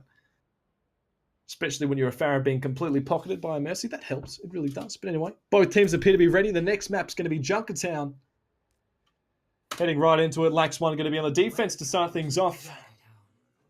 And we're probably going to see them run the GOATS again. Because despite their GOATS composition not working in the last round, they did keep to it because it has worked in the past. So they're probably going to be sticking to their guns. Probably got 20 seconds anyway before we hop into the match. And the ultimate usage from them last game, not nearly as synergetic as Ryloo's Rontons throughout the series so far. Cracking under the pressure, to be sure. Anyway, now we can get a little bit of picture into both teams' minds. Early on, we can see the compositions. They're opting for, Lax 1 are opting for getting off the GOATS composition. A breath of fresh air for us as well. I'm sure we've all seen enough of GOATS in Overwatch. So they're running the Orisa with a double sniper and JCap on the Sombra. Double sniper composition was a meta for a very short period of time. It was a hated meta by some, but a loved meta by all DPS mains, especially the ones that are forced to play Brig these days. So a very skill-orientated composition. Focuses more so on spreading out and getting picks rather than huddling together and death balling through with immense amounts of hit like GOATS does. So you can see JCap on the Sombra right now, just chilling in the backline. Probably going to be looking to the hack onto Penny, but Shy's already found one. The sniper composition. Working wonders. Happy's found another. It's going to immediately halt the push for the side of Ryloo's Rontons. So if they can keep this sort of momentum up, they can keep these picks like that, Happy. You've seen him do it on Zenyatta, but have you seen him do it on the Hanzo? Well, now you have. And Kaffa even.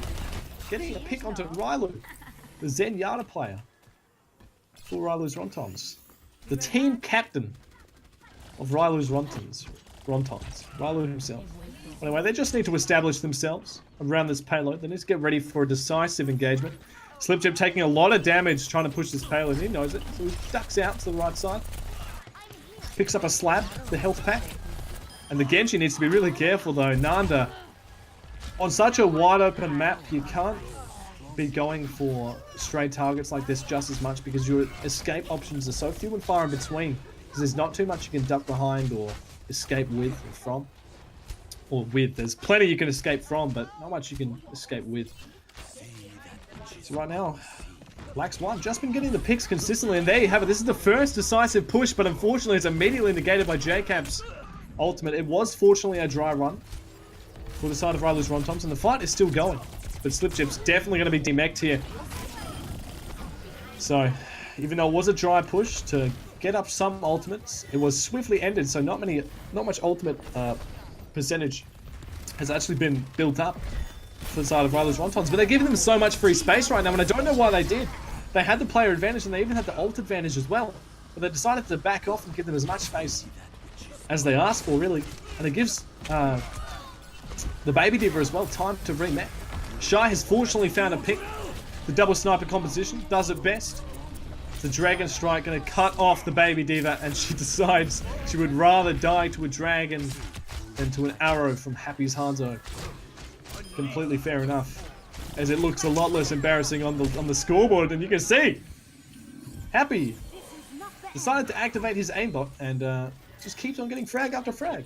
Obviously not genuinely accusing the man of aimbot. I'm sure he's just popping up. I guess he's had a bit of a roll spot, but anyway, Penny, nano boost and into your backline, and Happy's been anti, so he's already found two with the help of Slipjip. And that's the opener that you're going to want to need. Zupa actually using the Transcendence, and a very strange use of the EMP as well, so almost just dumping the ultimates for the sake of dumping ultimates. But Ryloo's Rontons definitely have the upper hand in terms of positioning here. It's all just a matter of staggering the remaining members of Lax 1 and staying on the payload so it gets pushed through. Penny has been finding so many picks in this fight. But yeah, really strange use of ultimates coming out from Lax 1, and there's the Diva Bomb. Will it be able to pick anyone up? It actually manages to find cover, and that's huge. No barrier for the side of Lax 1. And the payload keeps moving forward. Anna's just AFK in the back line, and the front line, well, it's your tanks. It's Slipjip and Penny doing all the work they need. Soggy as well. Need to be careful. You've seen Happy get the picks in situations like that. JCap as well, playing with fire, but he, of course, has the translocator. So much more of an excuse. Now they just need to establish themselves. Lax 1. They need to pull out the magic that they were pulling out before. The individual performances, the picks. Here's is what they need, but in the back line, Cuthbert has gone in by himself with no healing, no backup from any members of his team. And a sore mistake like that has already put Lax 1 on the back foot. Of course, they have found Soggy in return, and Slipjip is hacked, so we could very well get demexed here. But Nanda's found James, so the healing has already been cut in half for the defensive side. And there you go. Didn't really matter. They managed to get the picks anyway. And Anna, probably not going to be able to wiggle yourself out of this one. If you can, I'll be very impressed. And yep, slammed. John Cena from the top row gets the frag. And only 1 minute and 50 seconds on the clock. So of course, they're not under too much pressure, Ryloo's Rontons. But they only probably have about 3 good fights before this game could end. Or not game, this round could end rather. You see the Winston posturing up. Penny looking for the engagement, waiting for his team though. Unlike Cuffer at certain times. And there they go, they found their opening. It's in the bottom, it's near the Mega, but there's a dragon coming through. Unfortunately, they do manage to dodge that one. The hack is onto the Lucio. And Happy needs to be careful not to overstep his bounds, because he can pretty quickly get taken down. And in the back line, Happy's found one. And Ryloo's found Shy, so it's a 1-for-1 trade. DPS for DPS. And Soggy is going in with a blade, but it's swiftly countered by Zupa's Transcendence. It's the defensive side. Holding on just, but until just now, where Soggy manages to find two in his eyes, and now into Kuffer. Kuffer going to be able to get out, of course. Just roll downstairs. Yeah, pretty quick when you're rolling downstairs. So the payload will get through this final checkpoint. Kuffer's going to try and stall it out, but I doubt he'll be able to do much more than that. I personally don't agree with this committal from the defensive side. I guess they do force Slip Gyp's EMP, which is always good. But is it worth the ultimate charge that he gave to the rest of the members? I couldn't tell you. We'll have to wait and see, really. See how quickly they charge up their ults as a result. They're getting the staggers anyway from it. Managed to pick up Happy as well, and they don't have any res to speak of. No mercy in this match. There's the EMP from JCap. He gets Soggy in it. Will they be able to pick up the kill? Yes, they will. So the defensive is fighting back. But Cuff has been hacked, and JCap's trying his best to get out. He will. Payload, of course, still moving forward. Shy throws out the pulse bomb, but just whips it. Penny's found JCap, so no more hacks from the defensive side. But his Nanoboo's a nice sleep coming out from Zupa. He's going to have the anti-nat as well. Penny's blown up! That's going to really open things up for the defensive. Kappa looking for an opportunity to go in, but the payload's still moving forward. They really need to push this advantage, and there it is. The Dragon Strike, rather. Synergizing with Kuffer's Super Driver. And they're straight into the back line off of it.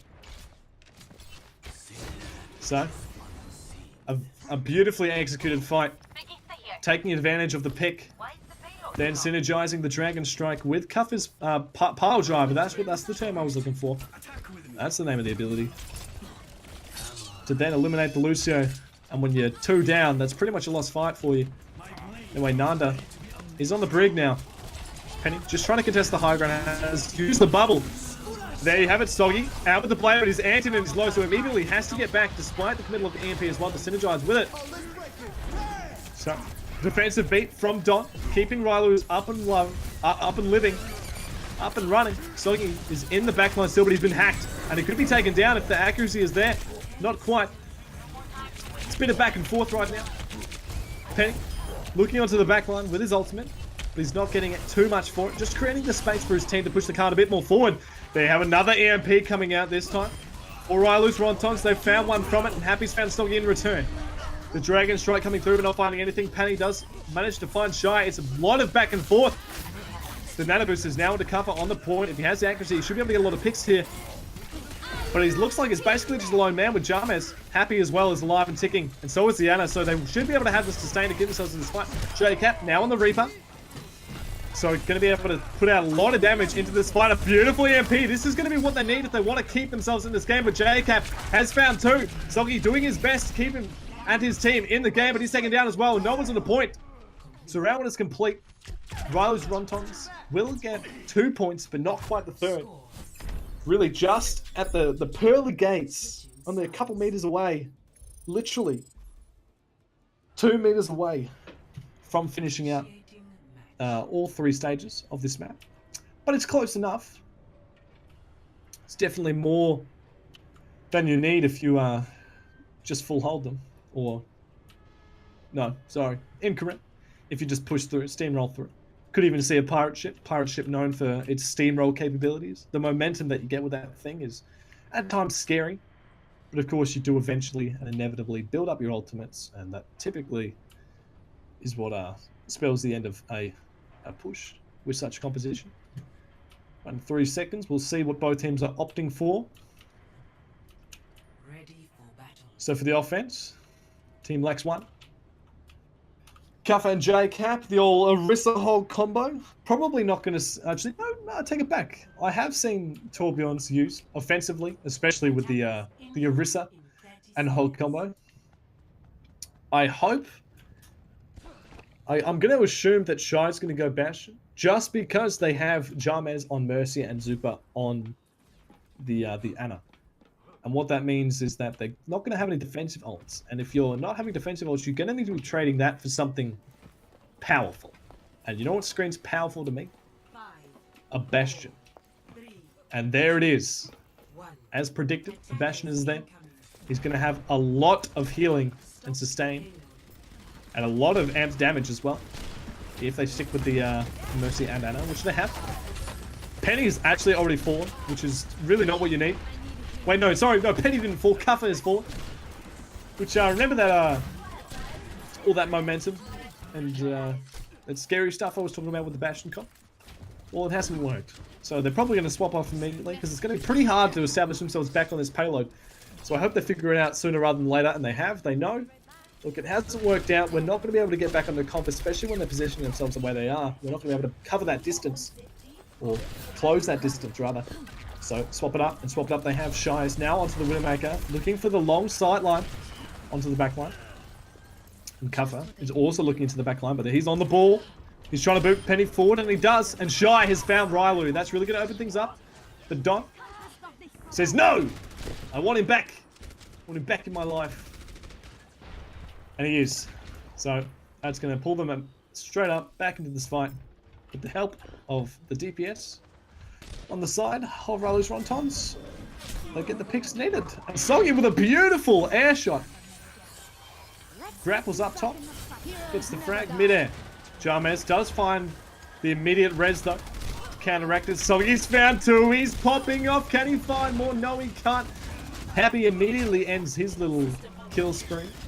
Is Penny trying his best to back up. Don has decided to commit the Valkyrie. He will be able to get the res off as a result as Bob is running into the backline. He's going to do a lot of damage. He's hacked though. They've plugged him out. Hit the off switch. The Dragon Strike. A little bit too willy-nilly. Not really going to get anything done with that. As look, Cuffer in the backline. He's making sure they can't back out without taking the brunt of the force of that minefield. As Penny doing a great job of keeping the pressure on this cart with the bongo. He gets the damage boost. He picks up the Zenyatta and he creates the space for Nanda from the top rung to get 2 picks of his own. Or a little 1v1 between Nanda and Shy. Nah, Shy's got to back off. No, Nanda swung first, so he wins the fight. It's not a true 1v1, he says. He backs out. So again, this is a triple sniper composition actually coming out from Ryloo's Rontons. I've mentioned earlier that Ryloo seem to be very comfortable when their composition revolves around these DPS characters. Their players definitely seem to be more DPS orientated. And you can really see it being a boon for the team in maps like this. Wide open spaces, but Jake out with a beautiful transcendence. Ryloo wasn't in it though. So regardless of anything, he does manage to heal up the rest of his team. Mercy actually just outside the range of the Trent, so it does get taken down. Cuffer's now into the backline. They need to be careful. Ryloo's Rontons. There is a hole, there is a chink in their armor, and Nanda is actually getting a lot of picks here. He's already picked up Zupa and J-Cap. And wow. You know, you think they're on the back foot, but then one sniper just gets 2 frags just like that, and Soggy picks up another, a beautiful stagger. And they only have 35 seconds left on the board. Lax 1. Really need to string some amazing sequence of events. Here, Jarmes.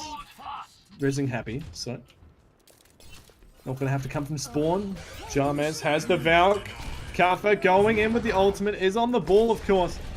But Bob has been thrown onto the point that's going to cause a lot of mayhem. And the picks are really just coming through one by one. Nanda is getting them. Nanda's found another. It's Jarmes. Jarmes did just use the Valkyrie. Might have got it while she was even in Valkyrie. J-Cap as well. The baby diva looking for Nanda. This man needs to be stopped. But J-Cap, the lone baby on the point, is not going to be able to stop it. And there you have it. That is Ryloo's Rontons. Congratulations to make it over through the bracket and into the grand final, which will be played next week. Play of the game.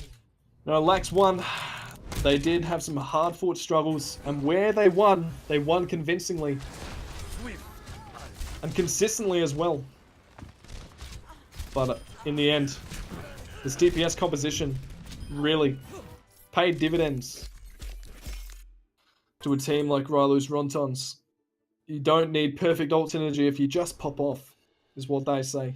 And Lax 1 begrudgingly agree as they fall to the hands of Ryloo's Rontons. 3-1. So, I would usually throw it over to Dan on the analyst panel, or over to my co-caster Abby, but as I am left on my own regard, I would like to take this time to thank our subs, our recently found subs, which is Abby. Thanks, Abby. Thanks, Abby, for being the person that supports the stream. You're also a part of the stream, but thank you. We'll try and make this a consistent thing, taking the time out of the end of our matches to thank anyone that supports the stream in any way. Thank you, of course, to the viewers for making it out to witness the semi-final of the PPE Community Cup. And make sure you're back next week, of course. Same time, same place. For the only tournament where you might not see goats. We'll see you again next week, guys. Thanks for watching.